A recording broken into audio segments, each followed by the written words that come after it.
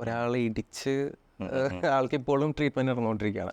ആ രീതിയിൽ പ്രതികരിക്കുക എന്ന് പറഞ്ഞാൽ അതൊരു മോശമായിട്ട് തോന്നുന്നുണ്ടോ റോക്കിക്ക്? രതീഷിന് എനിക്ക് നല്ല ഡൗട്ടുണ്ട്. രതീഷിന് എനിക്ക് നല്ല ഡൗട്ടുണ്ട്. ഞാൻ പറയട്ടെ ഡൗട്ട് എന്താണെന്ന്. രതീഷിനെ എനിക്ക് ഒരിക്കലും ഒരു കണ്ടസ്റ്റൻ്റായിട്ട് തോന്നിയിട്ടില്ല. Okay, Ratheesh is A product. എന്താണ് പവർ? സോ പവർ എന്ന് പറഞ്ഞു കഴിഞ്ഞാൽ നമുക്ക് വെരി ഡേഞ്ചറസ് ആണ് പവർ. ബിഗ് ബോസിനൊരു ഗെയിമുണ്ട്. നമ്മുടെ എല്ലാ ഗെയിമിനെയും അട്ടിമറിച്ചുകൊണ്ട് ബിഗ് ബോസിനൊരു ഗെയിമുണ്ട്. പറയുന്നത് ബിഗ് ബോസ് സമൂഹമാണ്. മോഹൻലാൽ ഒന്ന് സ്റ്റാർട്ടിങ്ങിൽ പറഞ്ഞല്ലോ. ഞാൻ അതിനോടൊന്നും ഒട്ടും യോജിക്കുന്നില്ല കേട്ടോ. ഇപ്പം ലാലേട്ട ഒരു കാര്യം പറയുമ്പോഴത്തേക്ക് അതിനൊരു ഒരു ഒരു ക്രെഡിബിലിറ്റി വേണം.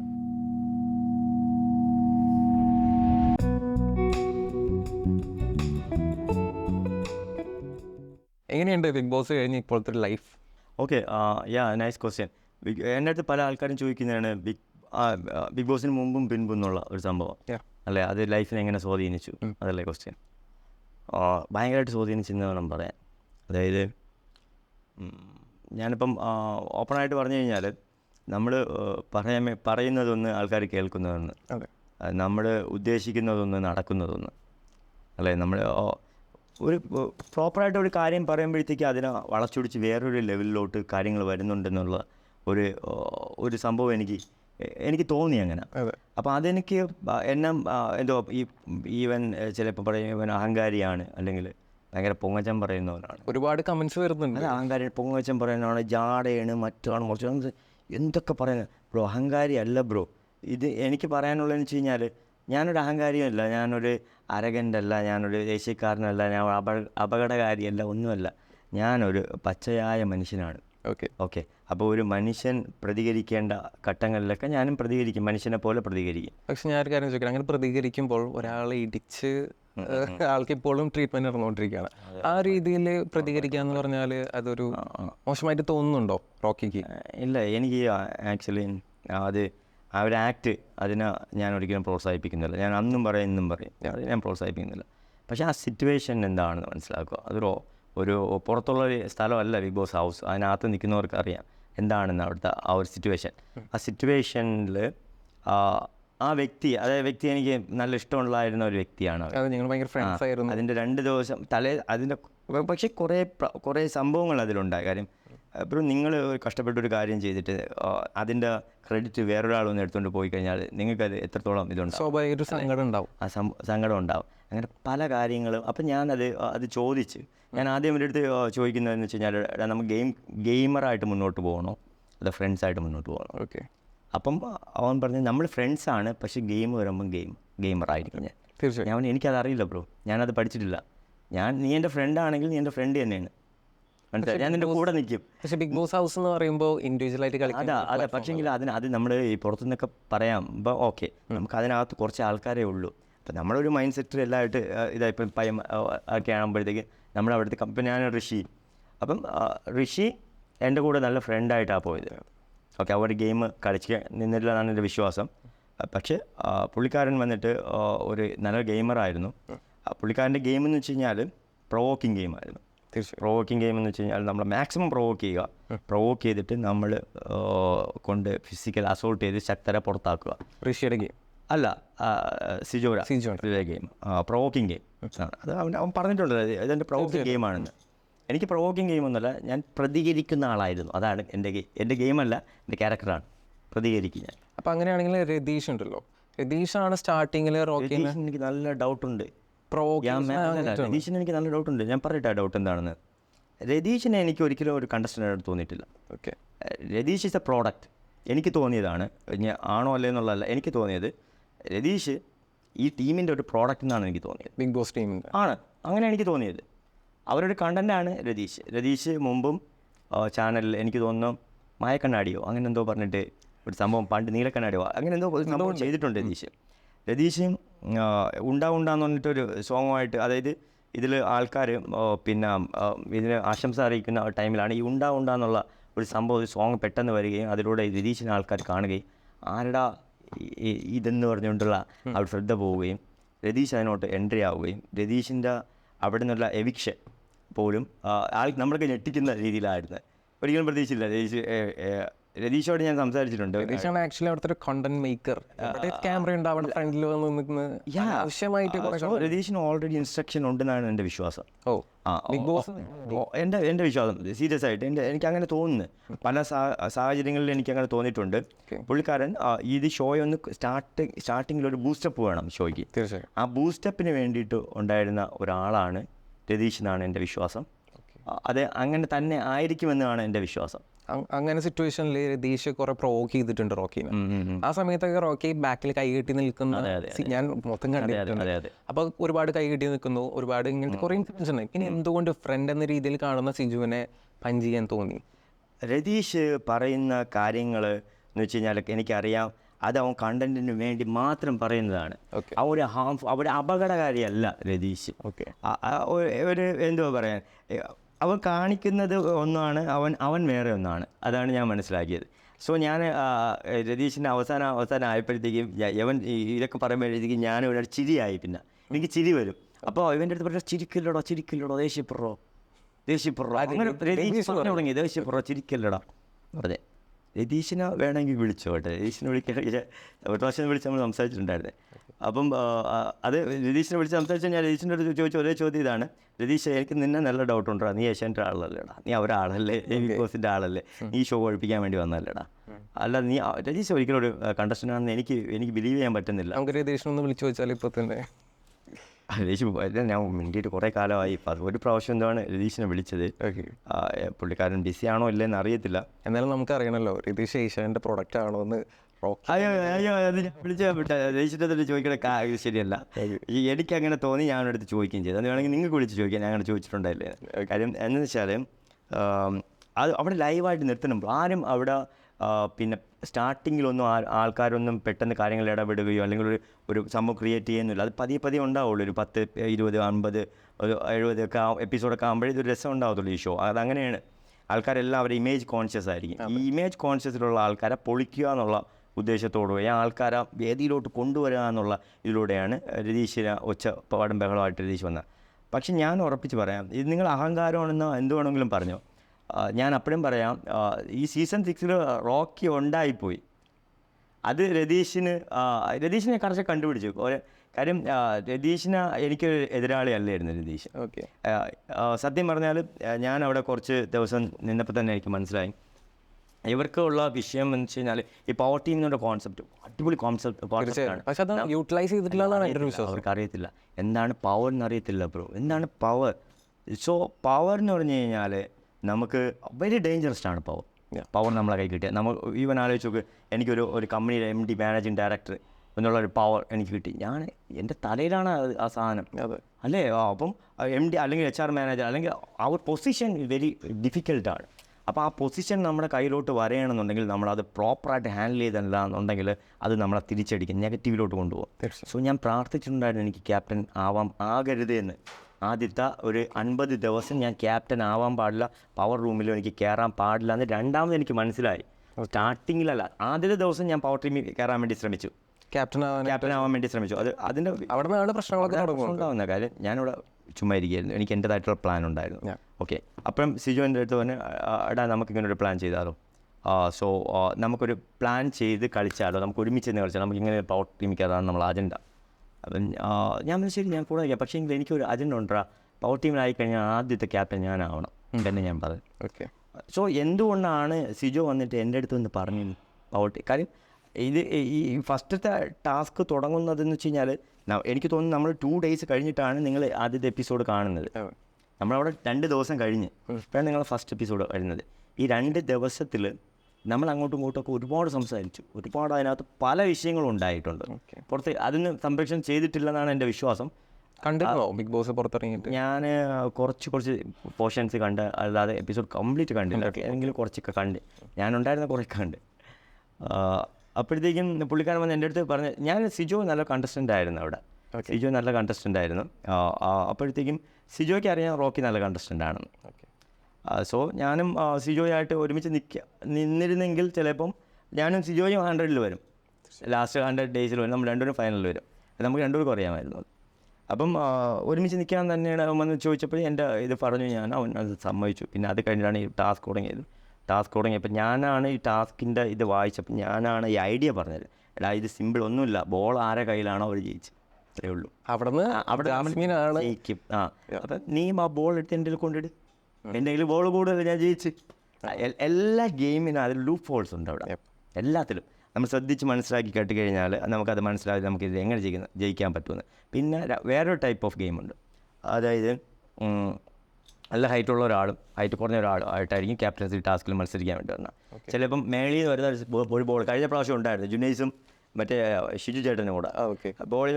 അപ്പോൾ ജുനൈസ് എത്ര ചാടിയെന്നാലും അയാൾ 6 feet ആയിട്ടുണ്ട്, അയാൾക്ക് പിടിക്കാൻ പറ്റുള്ളൂ. അപ്പോൾ അയാൾ തന്നെ ക്യാപ്റ്റൻ, അത് ഓൾറെഡി ഫിക്സഡ് ആണ്, ജുനൈസിന് അത് കിട്ടത്തില്ല. അപ്പോൾ അത് അങ്ങനെയുള്ള കുറച്ച് ഗെയിം ഉണ്ടാവും, കാൽക്കുലേഷൻ ചെയ്ത് ഇന്ന ആൾ എന്നെ വരട്ടെ എന്നുള്ള. അതാര് കാൽക്കുലേറ്റ് ചെയ്യുന്നു? ബിഗ് ബോസ് ആണോ? തീർച്ചയായിട്ടും ബിഗ് ബോസിനൊരു ഗെയിമുണ്ട്. നമ്മുടെ എല്ലാ ഗെയിമിനെയും അട്ടിമറിച്ചുകൊണ്ട് ബിഗ് ബോസിനൊരു ഗെയിമുണ്ട്. അതാണ് അവിടുത്തെ. ഞാൻ ചോദിക്കട്ടെ, ഇത് സ്ക്രിപ്റ്റഡ് ആണെന്ന് ഒരുപാട് പേര് പറയുന്നില്ല. നമുക്ക് അവിടെ നിൽക്കുന്ന ഒരു സെക്കൻഡ് പോലും നമുക്ക് പ്രവചിക്കാൻ പറ്റില്ല. പക്ഷെ ഒരു ക്യാരക്ടർ തരുന്നുണ്ടോ ഓരോരുത്തർക്ക്? ഒരിക്കലില്ല. ക്യാരക്ടർ എന്ന് വെച്ച് കഴിഞ്ഞാൽ ഇത് വലിയൊരു ഇൻ്റർനാഷണൽ പ്രോഗ്രാമാണ്. ഇതിൽ ഒരുപാട് ടൈപ്പ് ഓഫ് നമുക്ക് ഇൻ്റർവ്യൂ കഴിഞ്ഞിട്ടാണ് നമ്മൾ ഇതിനകത്തോട്ട് പോകുന്നത്. ഫസ്റ്റ് വന്നിട്ട് നമുക്ക് സൂം കോൾ ഇൻ്റർവ്യൂ, ഫസ്റ്റ് നമ്മൾ CV അയച്ചു കൊടുക്കാം. എൻ്റെ CV ഡിജിറ്റൽ വിഷ്വൽ CV ആയിരുന്നു. എനിക്ക് തോന്നുന്നു ഞാനായിരിക്കും ആദ്യമായിട്ട് വിഷ്വൽ CV അയച്ചു കൊടുത്തവർക്ക്. അപ്പം ഞാൻ എൻ്റെ ഒരു മിനിറ്റ് 30 സെക്കൻഡുള്ള ഒരു വിഷ്വൽ CV, ഞാൻ ആരാണ്, എന്താണ്, എങ്ങനെയാണ്, എന്താണ് എൻ്റെ ലൈഫ് സ്റ്റൈൽ എന്നുള്ള എന്നെക്കുറിച്ചിട്ടുള്ള ഒരു വിഷ്വൽ CV അയച്ചു കൊടുത്തു. അത് കഴിഞ്ഞിട്ട് എനിക്ക് ഒരു സൂം കോളിൽ നിന്ന് ഒരു ഓക്കെ സൂം കോൾ അറ്റൻഡ് ചെയ്യാൻ പറ്റുമോ എന്ന് ചോദിച്ചു. ഓക്കെ അറ്റൻഡ് ചെയ്യാമെന്ന് പറഞ്ഞു. സൂം കോൾ അറ്റൻഡ് ചെയ്ത് എനിക്ക് തോന്നുന്നു 1 മണിക്കൂർ 30 മിനിറ്റ്സ് വരെ ഞാൻ സംസാരിച്ചു അവരടുത്ത് ഈ സൂം കോളിൽ. എല്ലാവരും അതിനെ പ്രോപ്പറായിട്ട് അറ്റൻഡ് ചെയ്തു, ആൻസർ കൊടുത്തു. അത് കഴിഞ്ഞിട്ട് തന്നെ അവർ ഡയറക്റ്റ് ഇൻ്റർവ്യൂ വിളിച്ചു. ഒരു 5-8 പേരുണ്ടായിരുന്ന പാനലായിരുന്നു, അവരുടെ അടുത്ത് ഞാൻ ഇൻ്റർവ്യൂ അറ്റൻഡ് ചെയ്തു. അതിൽ ഞാൻ ഓക്കെ ആയി. അത് കഴിഞ്ഞ് ലാസ്റ്റ് ഒരു സൈക്കോളജിക്കൽ ഇൻ്റർവ്യൂ ഉണ്ട്, അതും കഴിഞ്ഞിട്ടാണ് നമ്മൾ ഇതിനകത്തോട്ട് പോകുന്നത്. അപ്പോൾ ഈ സൈക്കോളജിക്കൽ ഇൻ്റർവ്യൂ നടന്ന സ്ഥിതിക്ക് അവർക്കറിയില്ലേ റോക്കി ഇങ്ങനെ ഒരു ഷോർട്ട് ടേം ബേർഡ് ആണ്, അല്ലെങ്കിൽ? ഞാൻ ഒരിക്കലും ഷോർട്ട് ടേം ബേർഡ് അല്ല ബ്രോ. ഞാൻ സത്യം പറഞ്ഞാൽ എന്നെ 2 അടി അടിച്ചിരുന്നാലും ഞാൻ ചിലപ്പോൾ തിരിച്ചടിക്കില്ല. സീരിയസ് ആയിട്ട് അങ്ങനത്തെ ആളാണ് ഞാൻ. ദേഷ്യപ്പെടുക എന്നുള്ളത് എനിക്ക് യഥാർത്ഥത്തിൽ ഇഷ്ടമല്ലാത്ത കാര്യമാണ്. എന്തുകൊണ്ട്? അതാണ് അല്ല, അതിനകത്ത് ഞാൻ കുറെ പേട്ട് ദേഷ്യപ്പെട്ടിട്ടുണ്ട്. ബ്രോ അതെന്ന് വെച്ച് കഴിഞ്ഞാൽ നമ്മുടെ വോയിസ് റൈസ് ചെയ്ത് സംസാരിക്കേണ്ട സമയത്ത് നമുക്ക് അങ്ങനെ പറ്റത്തുള്ളൂ. ഈവൻ നിങ്ങൾ ഒരു കാര്യം നിങ്ങളെ കാര്യം പറയുന്ന തെറ്റായിട്ടുള്ള കാര്യം അത് ശരിയാണെന്ന് ഞാൻ സ്ഥാപിക്കണമെന്നുണ്ടെങ്കിൽ ഒന്ന് കാരണങ്ങൾ വേണം. നിങ്ങൾ അപ്പോഴും അംഗീകരിച്ചിട്ടില്ല ബ്രോ. അപ്പോൾ അങ്ങോട്ട് വഴക്കാകുമ്പോൾ നമുക്ക് അവിടുത്തെ ഒരു മെയിനായിട്ടുള്ള കാര്യം എന്ന് വെച്ച് കഴിഞ്ഞാൽ അതിനകത്ത് ആര് ബാക്ക് ഓഫ് ചെയ്യുന്നു അവർ പരാജയപ്പെട്ടെന്നുള്ള ഒരു കോൺസെപ്റ്റ് അതിനകത്തുണ്ടാവും. വഴക്കൂടുമ്പോൾ ഇന്നയാളെ ഓട്ടിച്ചു, അവനോട് കളിക്കാൻ വേണ്ടി പോയി, അവനെ പറത്തി, ആ ഒരു ടോപ്പിക് ഉണ്ട്. അതുകൊണ്ട് തന്നെ അവിടെ ബാക്ക് ഓഫ് ചെയ്യാൻ വേണ്ടിയിട്ട് ആൾക്കാർ ശ്രമിക്കില്ല, മാക്സിമം പിടിച്ച് അത് പല രീതിയിലുള്ള വാഗ്വാദത്തിലും പോകും. അപ്പോൾ അതുകൊണ്ടാണ് അത് ചില ബാഡ് വേർഡ്സ് യൂസ് ചെയ്യും, ചിലപ്പം അങ്ങോട്ടും ഇങ്ങോട്ടും കഴിയാൻ അഗ്രഷൻ ഉണ്ടാവും. അപ്പോഴെന്ന് വെച്ചാൽ ഇടപെടലുകളുണ്ടാവും ബ്രോ. 2 ടൈപ്പ് ഇടപെടലുകളുണ്ട്. ഒന്ന് കണ്ടസ്റ്റൻറ്റ് ഇടപെടും, വന്നെ പിടിച്ച് മാറ്റിക്കൊണ്ട് പോകും. അതല്ലെങ്കിൽ ബിഗ് ബോസ് ഡയറക്റ്റ് ഇടപെടും. പക്ഷെ എൻ്റെ കാര്യത്തിൽ രണ്ടും ഉണ്ടായില്ല. ആരും ഇടപെട്ടില്ല. ലാസ്റ്റ് ഐ തിങ്ക് ഇത് നിങ്ങൾ കാണുന്നത് അരമണിക്കൂറായി ഉള്ള ഒരു മണിക്കൂറുള്ള എപ്പിസോഡിൽ 5 മിനിറ്റാണ് നിങ്ങൾ കാണുന്നത്. അതല്ല, അവിടെ രാവിലെ തുടങ്ങിയ പ്രശ്നമാണിത്. അപ്സരയായിട്ട് തുടങ്ങിയ പ്രശ്നം. അത് തന്നെ സിജോ അതിലോട്ട് വന്നു. സിജോ ആയിട്ടുള്ള പ്രശ്നം എന്താണ്, കിച്ചൺ ടീം നിങ്ങൾ മാറുമ്പോഴത്തേക്കും അത് വൃത്തിയാക്കി തരുമെന്ന് ഞാൻ ചോദിച്ചു. പക്ഷേ സിജോ ക്യാപ്റ്റൻ ആയതുകൊണ്ടാണോ സിജോൻ്റെ അടുത്ത് അങ്ങനെ ഒരു ചെറിയൊരു ദേഷ്യം തോന്നാൻ? സിജോ ഞാൻ അന്ന് രാവിലെ തന്നെ ഫസ്റ്റ് വിഷ്വലിൽ ഒന്ന് പറഞ്ഞിട്ടുണ്ട്, സിജോ എന്ന ക്യാപ്റ്റൻ, സിജോ നമുക്ക് എങ്ങനെ ഹാൻഡിൽ ചെയ്യുന്നത് കൊണ്ടുപോകുമെന്ന് എനിക്കറിയാം. സോ സിജോയെ ഞാൻ മനസ്സിലാക്കിയതെന്ന് വെച്ചാൽ സിജോ അത്യാവശ്യം സംസാരിക്കും. പക്ഷേങ്കിൽ സിജോയുടെ ഭാഗത്തു നിന്നുള്ള കാര്യം എന്ന് വെച്ച് കഴിഞ്ഞാൽ പുള്ളിക്കാരെ എന്തും പറഞ്ഞ് ജയിക്കാൻ വേണ്ടി സംസാരിക്കും ബ്രോ. എന്തും പറഞ്ഞ് ജയിക്കാൻ വേണ്ടി ഞാൻ അങ്ങനെ സംസാരിക്കില്ല. ഉദാഹരണത്തിന് ഫസ്റ്റത്തെ ഇതിൽ ആ ഒരു ഗെയിം നമ്മൾ പ്ലാൻ ചെയ്യുമ്പോഴത്തേക്ക് ഞാൻ അപ്പം അടുത്ത ഓഫർ എന്ന് വെച്ചാൽ അടുത്ത ക്യാപ്റ്റൻ നീ ആകാൻ വേണ്ടി ഞാൻ ഹെൽപ്പ് ചെയ്യുമെന്ന് പറഞ്ഞു. നെക്സ്റ്റ് ഇതിൽ ഫസ്റ്റത്തെ ക്യാപ്റ്റൻസി ടാസ്കിൽ ഞാൻ ജയിച്ച് ഞാൻ ക്യാപ്റ്റൻ ആയാൽ നെക്സ്റ്റ് സിജോ ക്യാപ്റ്റൻ ആവാൻ ഞാൻ ഹെൽപ്പ് ചെയ്യുമെന്ന് പറഞ്ഞു. ഞാൻ സിജോയുടെ കൂടെ നിൽക്കുന്നതാണ്. അതിൻ്റെ അടിസ്ഥാനമായിട്ടാണ് അവിടെ ഒരു പരസ്പരം അങ്ങോട്ടും ഇങ്ങോട്ടും പറയുന്ന ഒരു സംഭവം ഉണ്ടായിരുന്നല്ലോ. ഈ റൂമിന് വേണ്ടിയിട്ട് ഇപ്പം നമ്മുടെ ടീമിനെ കുറിച്ച് കുറ്റം പറയുക, നമ്മൾ അവരെ കുറിച്ച് കുറ്റം പറയുക എന്നുള്ള ടാസ്ക് ഉണ്ടായിരുന്നു. അപ്പം എനിക്ക് എഗെയിൻസ്റ്റ് വന്നത് സിജോയുടെ ടീമാണ്. ഞാൻ ഒന്നും പറഞ്ഞില്ലല്ലോ. ഫേവർ ചെയ്തിരുന്നു, ഒന്നും പറഞ്ഞില്ല. കാര്യം ഞാൻ ആദ്യമേ അവരുടെ അടുത്ത് പറഞ്ഞിട്ടുണ്ടായിരുന്നു വാക്ക് കൊടുക്കുന്നത്. അപ്പോൾ സിജോ എന്താ ചെയ്തതെന്ന് അറിയാമോ? സിജോ പറഞ്ഞതെന്ന് വെച്ച് കഴിഞ്ഞാൽ റോക്കി ഭയങ്കര ഇതാണ്, റോക്കി ഭയങ്കര അതായത് എനിക്ക് മറന്നുപോയി. പക്ഷേ അവൻ കുറച്ച് മോശമായിട്ടുള്ള രീതിയിൽ അപ്പോഴെന്നെ അതിൻ്റെ ആവശ്യമില്ലായിരുന്നു. ഞാൻ ഓൾറെഡി തന്നെ ഞാൻ പറഞ്ഞതാണ്, ഞാൻ ബാക്ക് ഓഫ് ചെയ്തു ഇതിൽ. പിന്നെ എന്നെ എന്തിനാണ് മാനിപ്പുലേറ്റ് ചെയ്യുന്നത്, നമ്മൾ ഏറ്റവും മോശപ്പെട്ട കണ്ടസ്റ്റൻ്റ് ആണെന്നുള്ള വാക്ക് പറഞ്ഞു. റോക്കി സിജു ഒരു ഗെയിമറാണ്, അവിടെ റോക്കി അത് ചിന്തിക്കണം. അത് പക്ഷേ എനിക്കവൻ ഫ്രണ്ടാണ് അപ്പം. ഓക്കെ, അപ്പോൾ അത് കഴിഞ്ഞിട്ടാണ് ഈ ഒരു വിഷയം അങ്ങനെ കുറച്ച് കുഞ്ഞു കുഞ്ഞു വിഷയങ്ങൾ വന്നപ്പോൾ ഞാൻ സിജുവിട്ട് ചോദിച്ചു, എടാ നീ ഗെയിമറാണോ ഫ്രണ്ടാണോ ഇത് പറ. അപ്പോൾ ഋഷി എൻ്റെ അടുത്ത് വന്ന് പറഞ്ഞേ, സിജു 100% ഗെയിമറാണ് ബായ്, നിങ്ങൾ വിചാരിക്കുമ്പോൾ നല്ല ഗെയിമറാണ്, നിങ്ങൾ ഗെയിം കളിച്ചാൽ മതി, നിങ്ങൾ ഫ്രണ്ട്ഷിപ്പ് കോപ്പൊന്നും നിങ്ങൾ വെക്കാമെന്ന് പറഞ്ഞു, ഗെയിം കളിച്ചാൽ മതി. അപ്പോൾ ഞാൻ എനിക്ക് അവൻ്റെ അടുത്ത് ചോദിക്കണമല്ലോ അത് എന്താ. അപ്പം ഞാൻ ചോദിച്ചപ്പോൾ പറഞ്ഞു ഞാൻ ഗെയിമാണ്, ഗെയിം പ്ലാനാണ്, എല്ലാ സമയത്ത് ഫ്രണ്ട്. ഞാൻ പറഞ്ഞു അതൊന്നും എനിക്ക് പറ്റില്ല, ഒന്ന് ഗെയിം അല്ലെങ്കിൽ ഫ്രണ്ട് എങ്കിലും ഒന്ന് പറ. അപ്പം അവൻ ഒരു ഗെയിമർ എന്നുള്ള ലെവലിൽ തന്നെ സ്ഥാപിച്ചു. അപ്പം ഞാൻ അധികം സിജു പോർഷനിലോട്ട് പോകാറില്ല സത്യം പറഞ്ഞാൽ. ഓക്കെ, കാര്യം സിജോയ്ക്ക് മറ്റുള്ള ആൾക്കാർ ചെയ്യുന്ന ജോലിയുടെ ഇടയിൽ വന്ന് നിന്നിട്ട് ഞാനാണ് ചെയ്തതെന്ന് പറയാൻ വേണ്ടിയിട്ട് ഭയങ്കര മിടുക്കാണ്.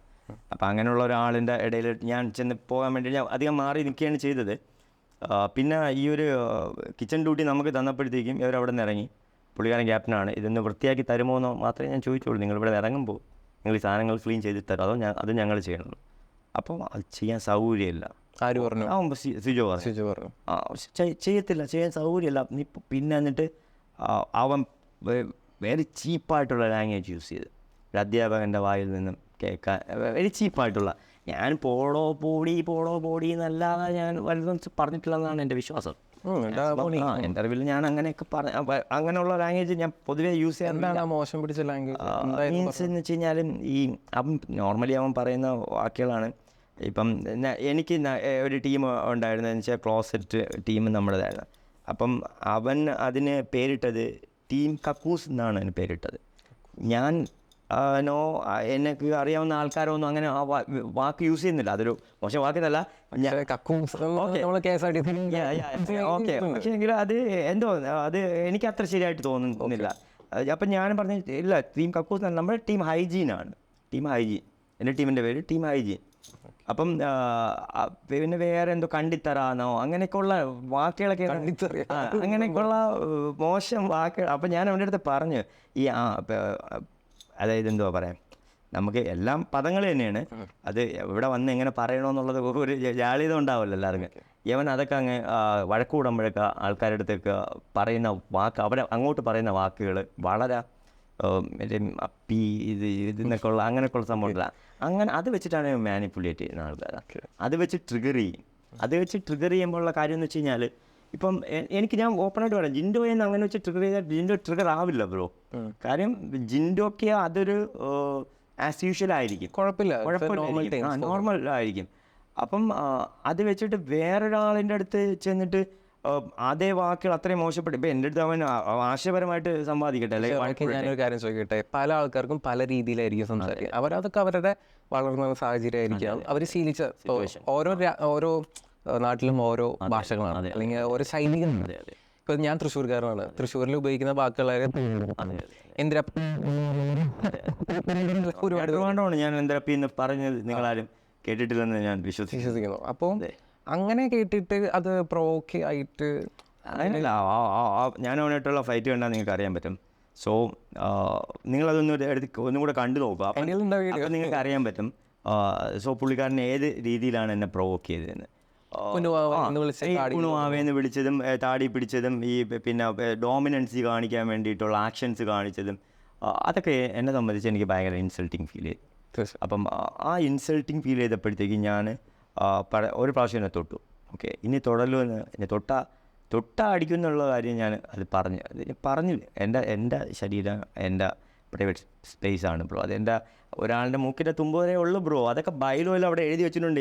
കേസ് കൊടുക്കും, കേസ് പൊക്കിയോ, നോ പ്രോബ്ലം. എനിക്ക് ഓൾറെഡി കൺസെൻറ്റ് എന്നുള്ളൊരു സംഭവം ഉണ്ട് അവിടെ. ആ കൺസെൻറ്റിൽ ഞാൻ അവിടെ മരിച്ചു പോയിരുന്നാലും ശരി, എനിക്കുള്ള ഇൻഷുറൻസ് വീട്ടിൽ വരും. അതല്ലാതെ ഒരാൾ നിങ്ങൾ എന്നെ പിടിച്ച് തള്ളിയതായിരിക്കും ബ്രോ. ഒരു ഗെയിമിൽ പിടിച്ച് ഒരാൾ മരിക്കാൻ എത്ര സമയം വേണം ബ്രോ? നിങ്ങൾ ജസ്റ്റ് ഒന്ന് പിടിച്ച് തടഞ്ഞ എവിടെയെങ്കിലും വീഴുന്ന നിങ്ങളെ കൊലക്കേസിൽ നിങ്ങൾ അകത്താവോ? പക്ഷെ അതേപോലെ തന്നെ ഞാൻ തിരിച്ചു ചോദിക്കുകയാണ്, റോക്കി അന്ന് ഇടിച്ച് ഇടിയിൽ ഇപ്പോൾ സിജുവിന് എന്തെങ്കിലും പറ്റിക്കഴിഞ്ഞാൽ, ഇപ്പോൾ പറഞ്ഞ പോലെ മരണം സംഭവിച്ചു കഴിഞ്ഞാൽ ഇതുപോലെ ഇരിക്കാൻ പറ്റുമോ? അല്ല, ഉറപ്പായിട്ടും. കാര്യം എന്ന് വെച്ച് കഴിഞ്ഞാൽ ജോലയിലാണ് ഇരിക്കുന്നത്. സ്ഥലം എവിടെയാണെന്നുള്ളത് നോക്കണം നമ്മൾ. സ്ഥലം എന്ന് വെച്ച് കഴിഞ്ഞാൽ അത് ബിഗ് ബോസ് ഹൗസാണ്. ബിഗ് ബോസ് ഹൗസ് എന്ന് വെച്ചാൽ അതൊരു പ്രൈവറ്റ് ആണ് അത് കേട്ടോ. അതിനകത്ത് നടക്കുന്ന കാര്യങ്ങൾ, അതിനകത്ത് നടക്കുന്ന എല്ലാ കാര്യങ്ങളും ഒരു ഫങ്ഷൻ, ഒരു സിസ്റ്റം ചെയ്ത് വെച്ചിട്ടുണ്ട് അവിടെ എന്തൊക്കെ സംഭവം നടക്കും, എന്തൊക്കെ സംഭവം നടക്കില്ല. ഇപ്പോൾ നമ്മൾ ഇംഗ്ലീഷ് ബിഗ് ബോസ് കണ്ടിട്ടുണ്ട്. അവിടെ എന്തൊക്കെ കാര്യങ്ങൾ നടക്കുന്നുണ്ട്. ഇതിനെല്ലാത്തിനും ഇതിൻ്റെ ബൈലോ ഒന്ന് തന്നെയാണ്. ഇത് എൻഡമോഷൻ എന്ന് പറയുന്ന ഒരു ഇൻ്റർനാഷണൽ ബ്രാൻഡാണ്. അത് ഏഷ്യാൻ്റെ അല്ല ഇത് ചെയ്യുന്നത്, ഇൻ്റർനാഷണൽ ബ്രാൻഡാണ് ചെയ്യുന്നത്. അവർക്കൊരു ബൈലോ അത് അവർ ആ ഒരു ബുക്കുണ്ട്, അത് വെച്ചിട്ടായിരിക്കും അത് പ്രവർത്തിക്കുന്നത്. അതിൽ തന്നെ ഒരുപാട് ക്ലോസുകൾ എഴുതിയിട്ടുണ്ട്. ഒരുപാടെന്ന് വെച്ചാൽ എനിക്ക് തോന്നുന്ന ഒരു 100-120ഓളം പേപ്പേഴ്സ് ഉണ്ട്. അതിലാണ് നമ്മൾ സൈൻ ചെയ്ത് കൊടുക്കുന്നത്. നമ്മൾ അത്രത്തോളം സൈൻ ചെയ്തിട്ടും ഒരു ഇന്ത്യയിൽ ഇപ്പോൾ പല ലാംഗ്വേജിലും ഉണ്ട്. ഇംഗ്ലീഷിൽ ഞാൻ പറയുന്നത്, നമ്മൾ ഇന്ത്യയിൽ പല ലാംഗ്വേജിലുള്ള ബിഗ് ബോസിൽ ഇതുവരെ നടക്കാത്തൊരു സംഭവമാണ് Malayalam big boss season 6 Rocky ചെയ്തത്. ഒരാളെ ഇടിച്ചു, അതിൽ ആളെ താടിയിൽ പൊട്ടി, സിജു ഇപ്പോഴും ട്രീറ്റ്മെൻറ്റ് നടക്കുകയോ, സിജുവിൻ്റെ അതിൽ നിന്ന് ഞാൻ മനസ്സിലായി. ഞാനൊരു കാര്യം പറയട്ടെ. ഇതിപ്പോൾ ഞാൻ പറയുമ്പോഴത്തേക്കും ഇതിൻ്റെ താഴെ ഒരുപാട് നെഗറ്റീവ് കമൻറ്റ്സ് വരും, എനിക്കറിയാം. പക്ഷെ അവരുള്ള 1-2 പേരൊക്കെ കാണുമെന്ന് ഞാൻ വിശ്വസിക്കുന്നു. ആ 1-2 പേർക്ക് മനസ്സിലാക്കാൻ വേണ്ടിയിട്ട് ഞാൻ പറയാം.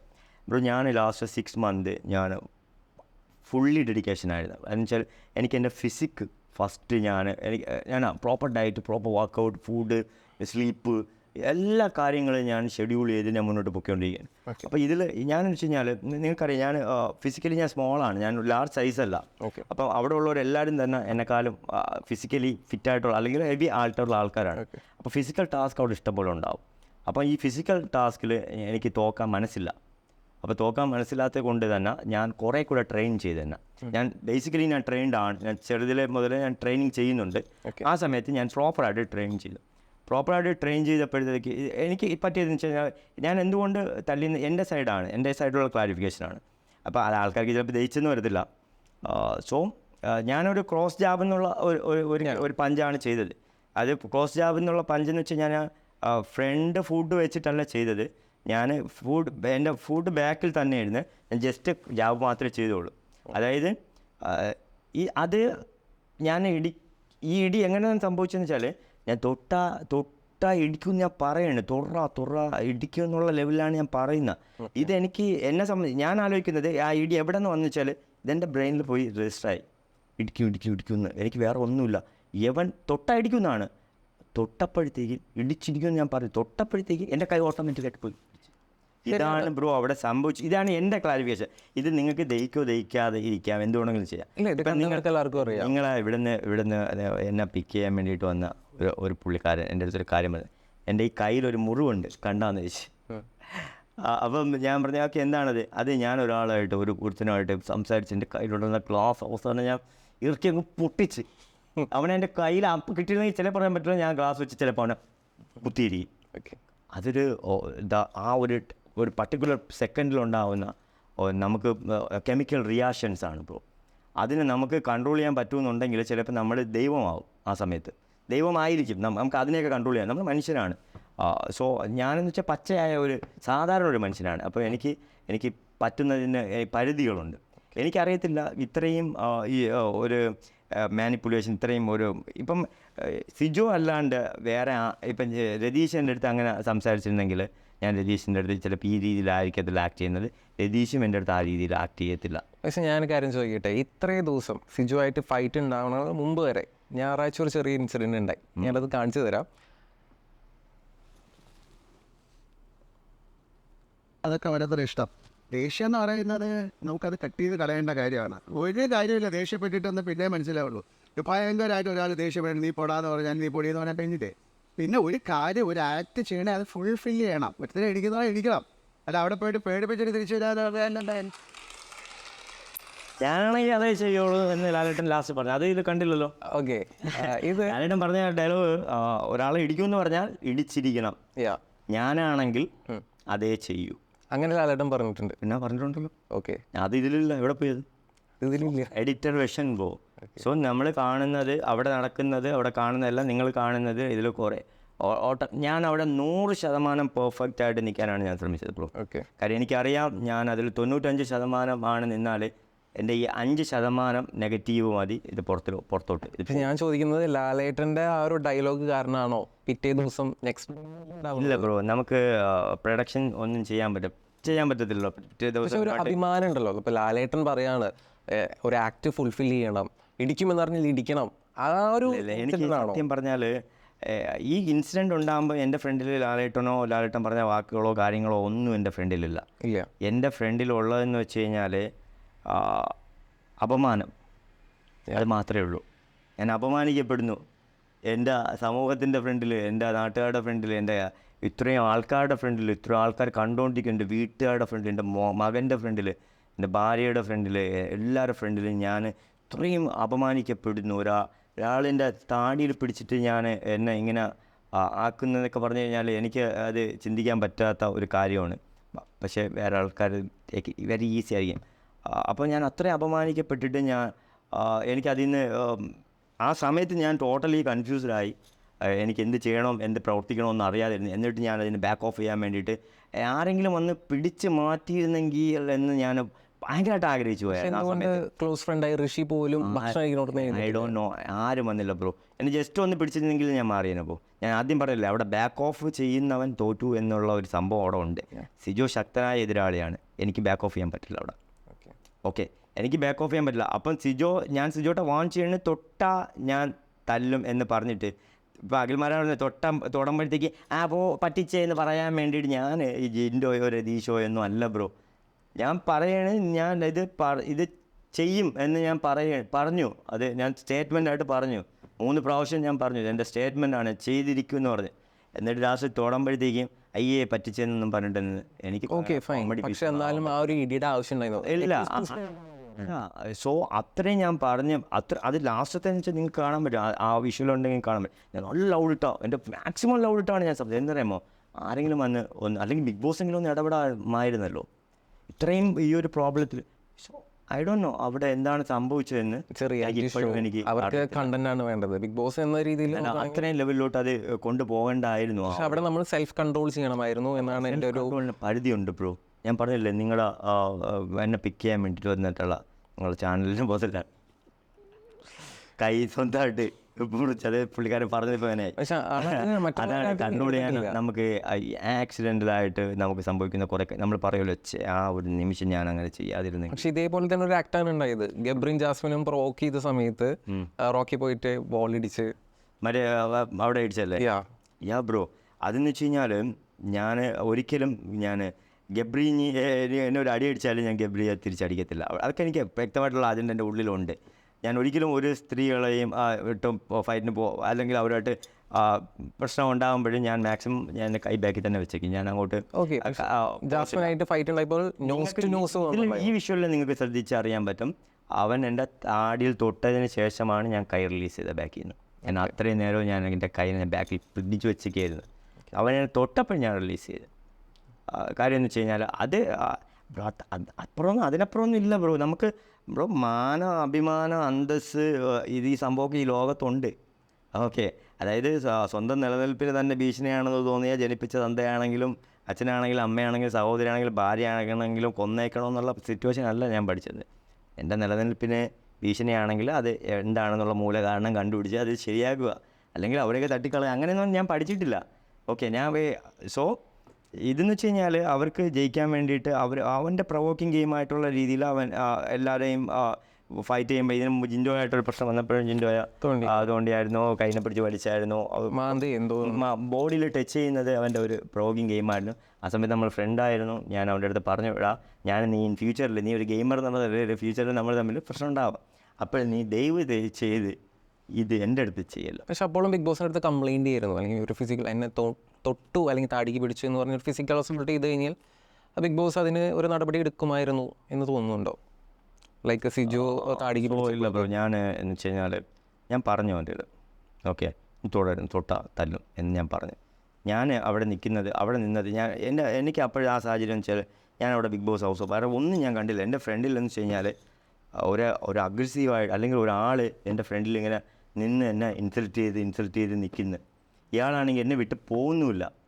അയാൾ ആരും പിടിച്ച് മാറ്റൊന്നുമില്ല. ഞാൻ നിസ്സഹായനായിപ്പോയി അവിടെ. എനിക്ക് പിന്നെ ഞാൻ പറഞ്ഞില്ല, ഒരാളുടെ ഒരു ആവാസ വ്യവസ്ഥ, ഒരു ജീവിക്കുന്ന ചുറ്റുപാടിനെ അടിസ്ഥാനപ്പെടുത്തി അതിൻ്റെ ആവാസ വ്യവസ്ഥ റെഡിയാവുന്നത്.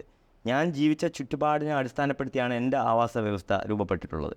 അപ്പം എൻ്റെ ആവാസ വ്യവസ്ഥയിൽ ജീവിച്ചുകൊണ്ടിരിക്കുന്ന ഞാൻ, പക്ഷേ അവൻ്റെ ഇത് വേറെ സ്റ്റൈലായിരിക്കും, ലൈഫ് സ്റ്റൈൽ ഓരോരുത്തർക്ക് ഓരോ രീതിയല്ലേ. ഞാൻ എൻ്റെ ഈ കേൾവി നമ്മൾ അങ്ങനത്തെ കാര്യത്തിനൊന്നും പോകുന്നില്ല. പക്ഷെ എന്നാലും ഒരു കുറ്റബോധം, ലൈക്ക് ഞാൻ ചെയ്തത് ശരിയായില്ല, അതുകൊണ്ട് ഒരു സോറി പറയാനൊന്നും. അപ്പോൾ തന്നെ ഞാൻ പറഞ്ഞായിരുന്നു, അവിടെ തന്നെ ഞാൻ കരഞ്ഞു മെഴുകിന്ന് പറഞ്ഞുകൊണ്ട്. ഓക്കെ, അത് നേരിട്ട് പറയുന്നതും വ്യത്യാസമുണ്ടല്ലോ. നേരിട്ട് പറയാം എന്ന് ഞാൻ അവനെ വിളിക്കണം, വീട്ടിൽ പോകണം, വീട്ടിലോട്ട് വിളിക്കണം എന്നൊക്കെ പറഞ്ഞ് ആലോചിച്ച് ഇല്ലായിരുന്നു. പക്ഷേ എനിക്കതൊരു എന്താ പറയാൻ, എനിക്ക് ഇപ്പം നമുക്ക് നമ്മുടെ ഉള്ളിൽ നിന്നും വരണം ഒരു കാര്യം അല്ലേ. തീർച്ചയായും എനിക്കങ്ങനെ അഭിനയിച്ചൊന്നൊരു കാര്യം, സ്നേഹമാണ്. നീ നിൻ്റെ ദേഷ്യം ഉണ്ടെങ്കിൽ ദേഷ്യം ഞാനത് പറയും. അല്ലാണ്ട് ഇപ്പം എനിക്ക് അവൻ്റെ അടുത്ത് കാണണമെന്നൊരു സിറ്റുവേഷൻ വരുമ്പോഴത്തേക്ക് ഉറപ്പായിട്ടും ഞാൻ അവനെ കാണാമെന്ന് തന്നെയാണ് ഈ കഴിഞ്ഞ കുറച്ച് ദിവസം മുമ്പ് വരെയും വിചാരിച്ചുകൊണ്ടിരുന്നത്.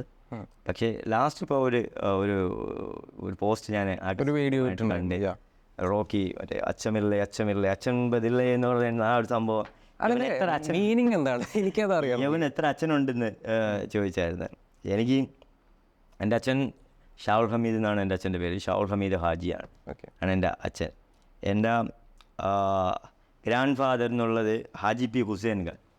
അത് കഴിഞ്ഞാൽ ഉരുട്ടി പീരിക്കണ്ണി ഹാജി, ഐദ്രോ ഹാജി, അബ്ദുറഹ്മാൻ ഹാജി, അബ്ദുൽ ഹാജി. എനിക്ക് തോന്നുന്നു എനിക്കൊരു 7 തലമുറ എനിക്കറിയാം. എൻ്റെ 7 തലമുറ എനിക്കറിയാം. എൻ്റെ 7 തലമുറയിലുള്ള ആൾക്കാരെ എനിക്കറിയാം. ഓക്കെ, അപ്പം അതുകൊണ്ട് തന്നെ എനിക്ക് തന്ത ഒന്നേ ഉള്ളൂ. മനസ്സിലായോ? അച്ചമെൻപതില്ലയെ ഇച്ചെ കൊണ്ട പോറിലെല്ലാം തോട്ടുവിട്ട പോതിലും അച്ചമെൻപതില്ലേ. നമ്മൾ ഇതെന്ന് വെച്ച് കഴിഞ്ഞാൽ നമ്മൾ ജയിക്കുമെന്ന് വിചാരിക്കുന്ന യുദ്ധങ്ങളിൽ ചിലപ്പോൾ നമ്മൾ തോറ്റുപോകും, അല്ലെങ്കിൽ നമ്മൾ ജയിക്കുമെന്ന് വിചാരിച്ചുകൊണ്ട് ചെയ്യുന്ന കാര്യത്തിൽ നമ്മൾ തോറ്റുപോകും. എന്നാലും നമ്മൾ പേടിച്ചിട്ടില്ല. ഞാൻ പേടിച്ചിട്ടില്ല, എൻ്റെ കാര്യം പറയാം, ഞാൻ പേടിച്ചിട്ടില്ല. പലതിലും ഞാൻ തോറ്റിട്ടുണ്ട്. എനിക്ക് ജയത്തെക്കാളും കൂടുതൽ പരാജയം ആണ് എൻ്റെ ജീവിതത്തിൽ സംഭവിച്ചിട്ടുള്ളത്. പക്ഷേ ആ പരാജയങ്ങളെയൊന്നും ഞാൻ പരാജയമായിട്ട് കാണുന്നില്ല. അതിൽ നിന്ന് ഞാൻ തിരിച്ചു വരുന്നതെന്ന് വെച്ച് കഴിഞ്ഞാൽ അതിലുള്ള ഗ്രേറ്റ് ഒരു എക്സ്പീരിയൻസ് എടുത്തിട്ടായിരിക്കും ഞാൻ തിരിച്ചു വരുന്നത്. സോ ഇതിൽ എൻ്റെ എക്സ്പീരിയൻസ് ഇല്ലായ്മ ആയിരിക്കും എങ്ങനെ സംഭവിച്ച പ്രീവിയസ് എനിക്ക് ഇങ്ങനെ ഒരു എക്സ്പീരിയൻസ് ഉണ്ടായിട്ടില്ല. കാര്യം ഞാൻ എൻ്റെ പേരിൽ ഒരു ക്രിമിനൽ കേസോ അടിപിടി കേസോ ഒരു പെറ്റി കേസ് പോലും എൻ്റെ പേരിലില്ല, ഇതുവരെ ഇല്ല. അപ്പം അങ്ങനെയുള്ള ഞാൻ ചിത്രീകരിച്ചത് എന്തായാലും നല്ലൊരു ഇടിക്കാരനാവും. സോ ഒരുപാട് കേസ് ഉണ്ടാവും ഞാൻ പഠിച്ചിട്ടുണ്ട് ബ്രോ. ഞാൻ മാർഷൽ ആർട്സ് പഠിച്ചിട്ടുണ്ട്, കിക്ക് ബോക്സിങ്, കരാട്ടെ, കളരിപ്പയറ്റ്, ഇതൊക്കെ ഞാൻ പഠിച്ചിട്ടുണ്ട്. പഠിച്ചത് കൊണ്ടാണ് ഞാൻ പഠിച്ചെന്ന് പറഞ്ഞത് ബ്രോ. അപ്പോൾ അതിനെയും തള്ളെന്ന് പറയും. ഓക്കെ, ഞാൻ ഈ ബിഗ് ബോസിലോട്ട് പോകുന്നതിന് മുമ്പ് തന്നെ ഞാൻ ഈ ജാബ് മാത്രം ഞാൻ പെർ ഡേ ഒരു 1000 ക്രോസ് ജാബ് ഞാൻ ചെയ്യുന്നുണ്ട്. സോ അതിന് എൻ്റെ ട്രെയിനിങ്ങിൻ്റെ ഭാഗമായിട്ടാണ്. അപ്പോൾ ഓട്ടോ റിഫ്ലക്ഷൻ എന്ന് പറഞ്ഞൊരു സംഭവം ഉണ്ട്. അത് അതൊക്കെ പറഞ്ഞാൽ അതിന് ആ മേഖലയിലോട്ട് പോകേണ്ടി വരും. അപ്പം സോ നമ്മൾ ആളും തരവും കണ്ട് കളിക്കണമെന്ന് പറയുമല്ലോ ബ്രോ. അതൊക്കെ അങ്ങനെ ഉണ്ട് ബ്രോ, ഈ ലോകത്ത് ഉണ്ട്. ഞാൻ ഒരാളിനെ എൻ്റെ ഒരു കൈ അകലം ഞാൻ എപ്പോഴും കീപ്പ് ചെയ്യും ഒരാളിനെ. നിങ്ങൾക്ക് അവിടെ ആരെയും പോയി തോളി കൈട്ടുകൊണ്ട് നടക്കാനോ ആരെയും ഇപ്പോൾ മടി കയറിയിരിക്കാനോ, ഞാൻ എപ്പോഴും എൻ്റെ ഒരു സ്പേസ്, എനിക്കൊരു നിങ്ങൾക്ക് നോക്കിയാൽ കാണാൻ പറ്റും. ഞാൻ എൻ്റെ സ്പേസിലായിരിക്കും ഞാൻ ജീവിക്കുന്നത്. അതിലോട്ട് ആരെങ്കിലും വന്നിട്ട് എൻ്റെ അടുത്ത് സംസാരിക്കാൻ വേണ്ടി വരികയോ കാര്യങ്ങൾ, ഞാൻ അതിൽ ഇടപെടുന്നതല്ലാതെ ഞാൻ ആരുടെയും ഞാൻ അവിടെ ഈവൻ ഡേ ടൈമിൽ അവിടെ ബെഡിൽ പോലും കയറിയിരിക്കത്തില്ല.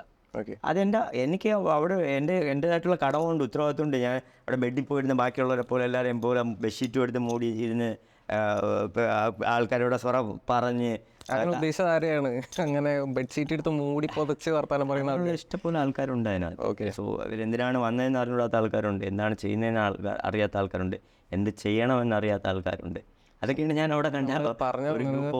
സിജു റീസെൻ്റ്ലി ഒരു പോസ്റ്റ് ഇട്ടുണ്ടായിരുന്നു, റോക്കിക്ക് എത്ര ഫാദേഴ്സ് ഉണ്ട് ആ രീതിയിൽ. അതാണ് ഞാൻ പറഞ്ഞത്. ഓക്കെ, അതിനെക്കുറിച്ചാണ് ഞാൻ പറഞ്ഞത്. സിജോ ചോദിച്ചു, അതുകൊണ്ടാണ് സോറി പറയുന്നത്. ഓൾറെഡി കുടുംബത്തിലോട്ടൊക്കെ കയറി കളിച്ചു കഴിഞ്ഞാൽ എനിക്ക് എത്ര തന്ത ഉണ്ടെന്ന് ചോദിച്ചു കഴിഞ്ഞാൽ എൻ്റെ തന്തയ്ക്ക് കൊള്ളൂലേ.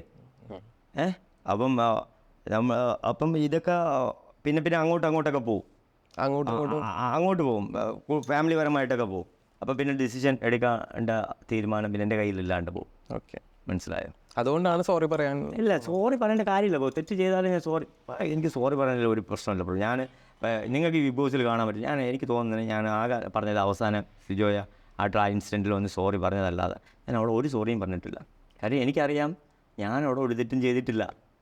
പക്ഷേ തെറ്റ് ചെയ്യാതെ എനിക്ക് അവിടെ ഇഷ്ടംപോലെ പണിഷ്മെൻറ്റ് കിട്ടി. ജാസ്മിൻ ഉറങ്ങി റിപ്പോർട്ട് ചെയ്തപ്പോൾ അവരെനിക്ക് പണിഷ്മെൻറ്റ് തന്നു. അവർ ആക്ഷൻ എടുക്കുന്നില്ല. ഒരു കംപ്ലയിൻറ്റ് ഉന്നയിക്കുക, ആർക്കും പറ്റും ഒരു കംപ്ലയിൻറ്റ് ഉന്നയിക്കാം. കംപ്ലയിൻറ്റ് ഉന്നയിപ്പിച്ചിട്ട് ആക്ഷൻ എടുപ്പിക്കുന്നവനാണ് അവിടെ ആക്ഷൻ എടുപ്പിക്കണം. ഞാനൊരു കംപ്ലയിൻറ്റ് റിപ്പോർട്ട് ചെയ്താൽ ഞാൻ ആക്ഷൻ എടുപ്പിക്കാതെ പിന്തിരിയില്ല. അതിന് ഞാൻ സാക്രിഫൈസ് ചെയ്യേണ്ടി വന്നാലും എനിക്ക് കുഴപ്പമില്ല. അതുകൊണ്ടാണ് ഞാൻ 3 ദിവസം ബാത്റൂം കഴിവേണ്ടി വന്നത്, അവൾ 2 ദിവസം പാത്രം കഴിവേണ്ടി വന്നത്. കാര്യം ഞാൻ ഞാനത് അവർ നോക്കിയപ്പോഴേ ഇവരൊന്നും ചെയ്യുന്നില്ല. അവിടെ കിടന്ന് ഉറങ്ങി. അവിടെ പ്രോട്ടോക്കോളിൽ ഉറങ്ങാൻ പാടില്ല, ആരും പറയുന്നില്ല. എല്ലാവർക്കും സത്യം ആരും പറയുന്നില്ല. അവളും പറയുന്നു ഉറങ്ങിയില്ല എന്ന്. പക്ഷെ അത് വീഡിയോയിൽ കണ്ടപ്പോൾ എനിക്കൊരു കാര്യം മനസ്സിലാക്കാത്തത്, നമ്മളൊരു കാര്യം ചെയ്തു ബ്രോ, അത് ഇത്രയും വീഡിയോയിലുള്ള കാര്യം ആൾക്കാർ കാണുന്നുണ്ടെന്നുള്ള ഒരു കോമൺ സെൻസ് നമുക്ക് വേണ്ട. അപ്പം നമ്മൾ ചെയ്തില്ല എന്ന് പറയുമ്പോൾ ജിൻഡോ അവിടെ പോയി കുറച്ച് കൂക്കം വിളിച്ച് ഉറങ്ങിയില്ല എന്നഴിച്ച് പറയാൻ കാണിക്കുന്ന ഒരു മനസ്സ് അതെനിക്കില്ല. ലേശം ഉളുപ്പുണ്ടോ സത്യം ബ്രോ. ബ്രോ ഇപ്പം ആരെയും പറ്റിക്കരുത്, വഞ്ചിക്കരുത്, മോഷ്ടിക്കരുത്, പിന്നെ ദ്രോഹിക്കരുത്. പറ്റിക്കരുത്, വഞ്ചിക്കരുത്, മോഷ്ടിക്കരുത്, ദ്രോഹിക്കരുത്. ഈ 4 കാര്യങ്ങളാണ് ഞാൻ ഫോളോ ചെയ്യുന്നത്. ഞാൻ ആരെയും പറ്റിച്ചതായിട്ട് എൻ്റെ ഓർമ്മ ഞാൻ ദ്രോഹിച്ചു ഇല്ല. ദ്രോഹം എന്ന് പറഞ്ഞാൽ എന്താണ് ബ്രോ? ദ്രോഹം എന്ന് പറഞ്ഞു കഴിഞ്ഞാൽ വഞ്ചനയും ദ്രോഹവും തമ്മിൽ വ്യത്യാസമുണ്ട്. ദ്രോഹം എന്ന് വെച്ച് കഴിഞ്ഞാൽ നമ്മളെ കൂടെ നടന്ന് നമ്മളെ കാര്യങ്ങളെല്ലാം മനസ്സിലാക്കി നമ്മളെ പെടുത്തുന്ന ഒരു പരിപാടി ഉണ്ടല്ലോ, അതാണ് ദ്രോഹി എന്ന് പറയുന്നത്. പച്ചദ്രോഹി, നമ്മളെ കൂടെ നടന്ന കുഴി തോണ്ടുന്നവനാണ് ദ്രോഹി. വഞ്ചന എന്ന് പറയുന്നത് നിങ്ങളെ പെട്ടെന്ന് വിളിച്ചുകൊണ്ട് കൊണ്ടുപോയി, ഇപ്പം അവൻ എന്നെ ഈ കാറ് ഇത്ര ലക്ഷം രൂപയുടെ കാറ് അവൻ എനിക്ക് ഇത്ര ലക്ഷം രൂപ തന്ന് അവൻ എന്നെ വഞ്ചിച്ചു. അത് വഞ്ചന കേസ്. ഓക്കെ. അടുത്തെന്ന് വെച്ച് കഴിഞ്ഞാൽ പറ്റിക്കുക എന്ന് വെച്ച് കഴിഞ്ഞാൽ ഇതാണ് ഒരു ഡ്യൂപ്ലിക്കേറ്റ് സാധനത്തിന് ഞാൻ നിങ്ങളുടെ പറഞ്ഞ് മാനിപ്പുലേറ്റ് ചെയ്തതിനെ വിശ്വസിപ്പിച്ച് ഞാൻ നിങ്ങളെ പറ്റിച്ച് അതിനെ വിറ്റു. അത് പറ്റിക്കൽ. പിന്നെ ഒരാളുടെ സാധനം മോഷ്ടിക്കൽ. ഞാൻ ഒരു സാധനം മോഷ്ടിച്ച് കഴിഞ്ഞാൽ ഇത് വേറൊരാളിന് അവകാശപ്പെട്ടതായിരിക്കും, അയാളെന്ത് മാത്രം വിഷമിക്കും. അത് മോഷ്ടിക്കൽ. ചതിക്കുക എന്നുള്ളത്, ഞാൻ നിങ്ങളെ ഒരു ബൈക്കിൽ ഒരു സ്ഥലത്ത് കൊണ്ടുപോയിട്ട് നിങ്ങളെ എതിരെയുള്ള ഒരു ടീമിൻ്റെ ഇടയിൽ കൊണ്ടുവന്ന് ഇട്ട് കൊടുത്തിട്ട് ഞാൻ മുങ്ങി അവിടെ നിന്ന്, അവന്മാരെല്ലാം കൊണ്ട് നിങ്ങൾ ഇടിച്ച് പഞ്ചറാക്കി. ചതി. അപ്പം അവൻ എന്നെ ചതിച്ചടാ. അപ്പം ചതി, വഞ്ചന, ദ്രോഹം, പറ്റിക്കൽ, മോശം, ഇതെല്ലാം ഡിഫറെൻ്റ് ആണ്. ഞാൻ ആരെയും അവിടെ ചതിക്കുകയോ വഞ്ചിക്കുകയോ ഒന്നും ചെയ്ത് എൻ്റെ ഫ്രണ്ടിൽ എൻ്റെ ആൾ നിൽക്കുകയാണ്. സോ ഞാൻ അവിടെ വാൺ ചെയ്യുന്നുണ്ട്. സോ ബിഗ് ബോസ് ഒരു സമൂഹമാണെങ്കിലും അവിടുത്തെ വീടാണ് ഞാൻ. എനിക്ക് അവിടെ നിരന്തരമായിട്ട് അവിടെ വീടില്ല. ബിഗ് ബോസ് സമൂഹമാണല്ലോ പറയുന്നത്, ബിഗ് ബോസ് സമൂഹമാണ്. മോഹൻലാൽ സ്റ്റാർട്ടിങ്ങിൽ പറഞ്ഞല്ലോ. ഞാൻ അതിനോടൊന്നും ഒട്ടും യോജിക്കുന്നില്ല കേട്ടോ. ഇപ്പം ലാലേട്ടൻ ഒരു കാര്യം പറയുമ്പോഴത്തേക്ക് അതിനൊരു ക്രെഡിബിലിറ്റി വേണം. ഓക്കെ. ഇത് വന്ന് ബിഗ് ബോസ് ആണ്. ലാലേട്ടൻ ബിഗ് ബോസിനെ ചോദിച്ച് ബിഗ് ബോസ് ഒന്ന് പറഞ്ഞു കൊടുക്കുമോ എന്താണ് ബിഗ് ബോസ് എന്ന്. അപ്പം ബിഗ് ബോസ് ഒന്ന് പറഞ്ഞ് മിസ്റ്റർ ലാലേട്ട മിസ്റ്റർ മോഹൻലാൽ സമൂഹത്തിൻ്റെ നാനാതുറകളിൽപ്പെട്ട പല വിധമായിട്ടുള്ള ആൾക്കാർ ഒരു സ്ഥലത്തോട്ട് വരികയും അവർ ജീവിക്കുന്ന ജീവിത നിലവാരങ്ങളും കാര്യങ്ങളും അവിടെ അവതരിപ്പിക്കുകയും ഒഴുക്കിനെതിരെ നീന്തുകയും അതിലൂടെ ഫിൽട്രേഷൻ സംഭവിച്ചു വരുന്ന ആൾക്കാർ, ജനത, അവർ മറ്റുള്ള ആൾക്കാർക്ക് റോൾ മോഡലാവുകയും അതിൽ വിൻ ചെയ്യുന്ന ഒരാളാണ് ബിഗ് ബോസ് എന്നുള്ള സംഭവമാണ് ബ്രോ. ഇത് എന്ന് വെച്ച് കഴിഞ്ഞാൽ സമൂഹത്തിൻ്റെ നാലാതുറയിലുള്ള ടൈപ്പ് ഓഫ് ആൾക്കാർ, പല മെൻറ്റാലിറ്റിയിലുള്ള ആൾക്കാർ, ഇങ്ങോട്ട് വരാൻ വിളിച്ച് അങ്ങോട്ട് പോകുന്ന ആൾക്കാർ, എന്ത് ശരി കണ്ടാലും തെറ്റെന്ന് മാത്രം പറയുന്ന ആൾക്കാർ, കള്ളം മാത്രം പറയുന്ന ആൾക്കാർ, ഈ മാനിപ്പുലേഷൻ മാത്രം ചെയ്യുന്ന ആൾക്കാർ, ഒരു സാധനം ചെയ്തില്ല എന്ന് പറയുന്ന ആൾക്കാർ, പിന്നെ വേറൊരാളിനെ പല്ല് തേക്കുന്ന ബ്രഷ് എടുത്തിട്ട് അതിൽ പേസ്റ്റ് വെച്ചിട്ട് മുഖത്ത് തേച്ച് വെളുപ്പിക്കാൻ ശ്രമിക്കുന്ന ആൾക്കാർ, കണ്ണാടിയുടെ ഫ്രണ്ടിൽ ചെന്ന് ഗോഷ്ടി കാണിക്കുന്ന ആൾക്കാർ, കോമഡി എന്ന് പറഞ്ഞുകൊണ്ട് ട്രാജഡി ചെയ്യുന്ന ആൾക്കാർ, പിന്നെ കബളിപ്പിക്കൽ, തെറ്റിദ്ധരിപ്പിക്കൽ, പിന്നെ വഞ്ചന, ചതി, കൂടെ നിന്ന് കുഴിതുകൊണ്ടൽ, പക്ഷെ ഇതൊക്കെ എല്ലാം ആണ് നിലനിൽപ്പല്ലേ ഇതിന് വേണ്ടി. യാ ബ്രോ, എനിക്കത് ആക്ച്വലി എന്നെ സംബന്ധിച്ച് എനിക്കിതൊക്കെ പുതിയ എക്സ്പീരിയൻസ് അല്ലേ. ഞാൻ ബിഗ് ബോസ് നിങ്ങൾ പറഞ്ഞാൽ വിചാരിക്കും ഞാൻ പണ്ട് പോലെ ബ്രോ. ബിഗ് ബോസിന് നിങ്ങൾ പുറത്തുനിന്ന് കാണുന്ന ബിഗ് ബോസ് അല്ല അകത്ത്. പക്ഷേ റോക്കി 6 വർഷം ആഗ്രഹിച്ച് കാത്തു നിന്ന് ഒരു അവസരം കിട്ടി, ആ അവസരം നഷ്ടപ്പെടുത്തി. ഈവൻ ഞാൻ നഷ്ടപ്പെടുത്തിയില്ല ബ്രോ. ഞാൻ എൻ്റെ അഭിമാനം കാത്തു സൂക്ഷിച്ചെന്ന് മാത്രമേ. അതൊക്കെ ഫൈൻ, ഞാൻ നഷ്ടപ്പെടുത്തിയിട്ടൊന്നുമില്ല. എനിക്കതിൽ വിഷമമുണ്ട്. ഈവൻ ഇപ്പോൾ എനിക്ക് ഫൈനൽ വരാമായിരുന്നു, കപ്പ്. എൻ്റെ അടുത്ത് എല്ലാവരും പറയുന്നതും ഞാൻ മനസ്സിലാക്കിയതും എനിക്ക് ഈസി ടു അസസ് ആയിരുന്നു എന്നെ സംബന്ധിച്ച്. അത് അഹങ്കാരം. റോക്കി തന്നെ വീഡിയോ ഇട്ടിട്ടുണ്ട്, എനിക്ക് തിരിച്ചു കയറണം എന്നുള്ളത്. ഞാൻ ആ സമയത്ത് ഇറങ്ങിയപ്പോഴത്തേക്കും എനിക്ക് കുറേ ഞാൻ പ്രതീക്ഷിച്ചതിനും അപ്പുറത്തായിരുന്നു ആൾക്കാരുടെ ഒരു സപ്പോർട്ട് ആസ് ആ ഒരു ഗെയിമറോട്, അല്ലെങ്കിൽ ആ റോക്കിയോട്, അതിനകത്തുള്ള റോക്കിയോട്, എന്നല്ല അതിനകത്തുള്ള റോക്കിയോട് ആൾക്കാർക്ക് ഒരു ഒരു ഒരു ഇഷ്ടം. ഒക്കെ കാണാൻ കൊള്ളാം, മീൻസ് ഒരു രസമുണ്ട്, പയ്യൻ കാണിക്കുന്നതൊക്കെ കൊള്ളാം എന്നുള്ള ഒരു ഇതുള്ളത് കൊണ്ട് ആൾക്കാരിരുന്ന് കണ്ടു ഈ സംഭവം. ഞാൻ ഇറങ്ങിയപ്പോഴത്തേക്കും ആ ഒരു ഇത് ഇല്ലാത്തത് കൊണ്ട് പല ആൾക്കാർ എൻ്റെ അടുത്ത് തന്നെ പേഴ്സണലായിട്ട് അതൊക്കെ വിളിച്ച് പറഞ്ഞ് സോ നമ്മൾ കാണൽ നിർത്തി എന്നൊക്കെ കുറേ ആൾക്കാർ എൻ്റെ അടുത്ത് പറഞ്ഞിട്ടുണ്ട്. പിന്നെ കുറേ പേര് എന്നെ കണ്ട് ചോദിച്ചിട്ടുണ്ട്, മോനെ നീ എന്തിനാ അങ്ങനെ ചെയ്ത്, ഇങ്ങനെയൊക്കെ ചെയ്ത്. അപ്പം ഞാൻ വിചാരിച്ചു ശരി, ഈ സമയത്തെന്ന് വെച്ച് കഴിഞ്ഞാൽ എന്നെ ഗൈഡ് ചെയ്യാനൊന്നും എനിക്ക് എങ്ങനെ സോഷ്യൽ മീഡിയ എനിക്ക് ഇൻസ്റ്റാഗ്രാം അക്കൗണ്ട് ഞാൻ പറഞ്ഞില്ല, ഞാൻ പോകുമ്പോൾ ഇൻസ്റ്റാഗ്രാമിൽ എനിക്ക് 33 പേരെ ഉണ്ടായിരുന്നുള്ളൂ ഇൻസ്റ്റാഗ്രാം അക്കൗണ്ട്. വെറും 33 ആൾക്കാർ. എനിക്ക് കെ ഒന്നുമില്ല, നോ കെ. അസീർ റോക്കി എന്ന് പറയുന്ന ഒരു ഇതിൽ 33 ഒരു 5 ഫോട്ടോ എന്തോ പോസ്റ്റ് ചെയ്തിട്ടുണ്ട് എപ്പോഴും ഉള്ള. അതിന് ഞാൻ എൻ്റെ ഇൻസ്റ്റാഗ്രാം നോക്കില്ല. അതുപോലെ തന്നെ ഫേസ്ബുക്ക് സ്റ്റാർട്ടിങ്ങിൽ, അത് 2010 എന്തോ ആണെന്ന് തോന്നുന്നു. ആ സമയത്ത് ഫേസ്ബുക്കിൽ എനിക്കൊരു അക്കൗണ്ട് ഉണ്ട്. അതിൽ ഞാൻ ഇടയ്ക്ക് കുറച്ച് ഫോട്ടോസൊക്കെ ഇടയ്ക്ക് എപ്പോഴെങ്കിലുമൊക്കെ എടുക്കണൊക്കെ പോസ്റ്റ് ചെയ്യണമല്ലാതെ ഞാനൊരു സോഷ്യൽ മീഡിയ ഫുള്ളായിട്ടിരുന്ന് കാണുന്ന ഒരാളൊന്നുമല്ല. ഓക്കെ. അപ്പോൾ അതുകൊണ്ട് തന്നെ എനിക്കിതിൽ എങ്ങനെ വിവാദമാവുമെന്നോ, എങ്ങനെ ഇത് ഇത്രത്തോളം ഇതിലോട്ട് പോകുമെന്നോ, ഇതിന് ആൾക്കാർ ഇങ്ങനെയൊക്കെ അനലൈസ് ചെയ്യുമെന്നോ, നമ്മുടെ ഇമോഷൻസിനൊരു വാല്യൂ ഇല്ലേ, അല്ലെങ്കിൽ നമ്മൾ പറയുന്നതല്ലേ ഇവർ മനസ്സിലാക്കുന്നത്, അങ്ങനെയൊക്കെയുള്ള. അപ്പം ഞാൻ ഓരോ പ്രാവശ്യവും ഇതിനെ ക്ലാരിഫൈ ചെയ്യാൻ വേണ്ടിയിട്ട് ശ്രമിക്കുമ്പോൾ അത് പല ഗൈഡൻസ് എനിക്കുണ്ടായി. ഓക്കെ. അല്ലെങ്കിൽ എനിക്ക് അത് വ്യക്തമായിട്ട് അറിവില്ലായ്മ കൊണ്ടും ഞാൻ ചില മണ്ടത്തരങ്ങൾ കാണിച്ചിട്ടുണ്ടാവും, മനുഷ്യനല്ലേ. അപ്പം അതൊക്കെ വന്നിട്ട് പിന്നെ ആയപ്പോഴത്തേക്ക് ഞാൻ നോക്കിയപ്പം ആവശ്യമില്ലാത്ത കാര്യങ്ങളിലൊക്കെ ഞാൻ ഇടപെടുന്നു. ഞാൻ ആദ്യം നിങ്ങൾ ചോദിച്ച ചോദ്യമല്ലേ, ബിഗ് ബോസിന് മുമ്പും പിൻപും എന്നുള്ള സംഭവം. ആവശ്യമില്ലാത്ത കാര്യങ്ങളിൽ ഇടപെടുന്നു, ആവശ്യമില്ലാത്ത ആൾക്കാരെ വായിരിക്കുന്നു, തെറിയേക്കുന്നു. അപ്പം അത് എനിക്ക് ഭയങ്കര നെഗറ്റീവ് ഉണ്ടാക്കി. സോ ഈ സാധനം ഉള്ളത് കൊണ്ടല്ലേ ഇത് ഇങ്ങനെ കേൾക്കുന്നതെന്ന് പറഞ്ഞുകൊണ്ടിരിക്കുന്ന സമയത്താണ് അതിന് ഞാൻ പറയില്ല, ഞാൻ ഇതിനെ ഈ ഇൻസ്റ്റാഗ്രാം എന്നുള്ളതിനെ ഞാനൊരു ഭയങ്കര സംഭവമായിട്ട് ഞാൻ കണ്ടിട്ടില്ല. കണ്ടിട്ടുണ്ടെങ്കിൽ ഞാൻ അതിനെ ഒഫീഷ്യൽ അക്കൗണ്ട് ആക്കിയേനെ. അപ്പോഴത്തേക്ക് അവർ റിപ്പോർട്ട് അടിച്ചു. എനിക്ക് 1500ഓളം ഫേക്ക് ഇമെയിൽ ഐ ഡിന്നാണ് റിപ്പോർട്ട് ചെയ്തത്. അതുകൊണ്ടാണ് 130K ഉണ്ടായിരുന്നു. ഒറ്റയടിക്ക് പോയി അത്. എന്നിട്ട് എനിക്ക് വേണമെന്നുണ്ടെങ്കിൽ ഒരു 2 ലക്ഷം രൂപ കൊടുത്താൽ എനിക്ക് 2 മില്യണോ 3 മില്യണോ ഉള്ള ഒരു ഒറിജിനൽ അക്കൗണ്ട് എനിക്ക് മേടിക്കാം. എന്നെ ഇഷ്ടംപോലെ ആൾക്കാർ എൻ്റെ അടുത്ത് വന്ന അക്കൗണ്ട് മേടിക്കാൻ വേണ്ടി വന്ന്. ബ്രോ ഞാൻ പറഞ്ഞില്ലേ, ഞാൻ ഇൻസ്റ്റാഗ്രാമിൽ ജീവിക്കുന്ന ആളുമല്ല, ഞാൻ മുഖം മൂടി ഇട്ട് ജീവിക്കുന്ന ആളുമല്ല. എൻ്റെ മുഖം ഇത് തന്നെയാണ്. ഓക്കെ. അത് തന്നെയാണ് ഞാൻ അവിടെ കാണിച്ചത്. അവിടെ ഞാൻ എന്താണോ അത് തന്നെയാണ് ഞാൻ. എനിക്ക് വേറെ ക്യാരക്ടറൊന്നുമില്ല. പിന്നെ ഈ അസീർ റോക്കി എന്നുള്ള ഒരു സംഭവമുണ്ട്. ഈ റോക്കി എന്ന് പറയുന്ന സംഭവം എന്ന് വെച്ച് കഴിഞ്ഞാൽ ഈ അസീറും റോക്കിയും തമ്മിലുള്ള ദൂരവും ഉണ്ട്. ഓക്കെ. ഓൾറെഡി പറഞ്ഞിട്ടുണ്ട്. അപ്പം ഇതിൽ ഞാൻ വിചാരിക്കുന്നത് നമുക്ക് എല്ലാവർക്കും ഒരു സൂപ്പർ ഹീറോ ഉണ്ടാവുമല്ലോ, എല്ലാവരുടെ ഉള്ളിലും ഒരു സൂപ്പർ ഹീറോ ഉണ്ടാവുമല്ലോ. നമ്മൾ ചെറുതിലൊക്കെ കുറേ കാലം ഞാനൊരു ജയൻ റോബർട്ടിൻ്റെയൊക്കെ കാലഘട്ടത്തിലൊക്കെ ചന്ദ്രകാന്ത, പണ്ട് ആ ഒരു സമയത്ത് ജംഗിൾ ബുക്ക്, മൗഗ്ലി, ഇത് അമൃത് ചിത്രകഥ, ഇങ്ങനെയൊക്കെയുള്ള സംഭവങ്ങളിലൊക്കെ ഭയങ്കര അഡിക്റ്റഡായിട്ട് അല്ലെങ്കിൽ ഭയങ്കരമായിട്ട് വായിക്കുന്ന ഇഷ്ടപ്പെടുന്ന ഒരാളാണ്. അപ്പം നമ്മുടെ സ്പൈഡർമാനും സൂപ്പർമാനൊക്കെയാണ് നമ്മുടെ റോൾ ഹീറോ. അതിലും നമ്മുടെ ഒരു എൻ്റെ ഒരു ആക്ഷൻ ഹീറോ ആണ് മോഹൻലാൽ എന്ന് പറയുന്ന വ്യക്തി. മോഹൻലാലിൻ്റെ അഭിമന്യു എന്നുള്ള മൂവീസൊക്കെ എന്നെ ഭയങ്കര സ്വാധീനിച്ചിട്ടുണ്ട്. മരണം ഹരി ലോക് മുജെ ഹരിയണ്ണ കെത്ത എന്നൊക്കെ പറഞ്ഞിട്ടുള്ള ആ ഡയലോഗൊക്കെ വെച്ചാൽ വേൾഡ് ക്ലാസ് സാധനങ്ങളാണ്. അപ്പം ആ ഡയലോഗ് ഒന്ന് പഞ്ചിലൊന്ന് പറയാൻ പറ്റുമോ? ഓക്കെ. അപ്പം ഇതൊക്കെ കണ്ടിട്ടാണ് നമ്മൾ വളർന്നത് അല്ലേ, നമ്മുടെ റോൾ മോഡലാണ് ലാലേട്ടൻ. നേരത്തെ ഫസ്റ്റ് ചോദിച്ച ചോദ്യത്തിനുള്ള ഉത്തരവാണ്. അപ്പോൾ അങ്ങനെയുള്ള ലാലേട്ടൻ വന്നിട്ട് ഞാനാണെങ്കിൽ ചെയ്തിരിക്കും എന്ന് പറഞ്ഞു ലാസ്റ്റ്. അത് ഇതിലില്ല. അപ്പം എനിക്ക് തോന്നുന്നു ലാലേട്ടനാണ് അവിടെ നമുക്ക് വെളിയിൽ നിന്നുള്ള ആകെ ഉള്ള ഒരു സോഴ്സ്.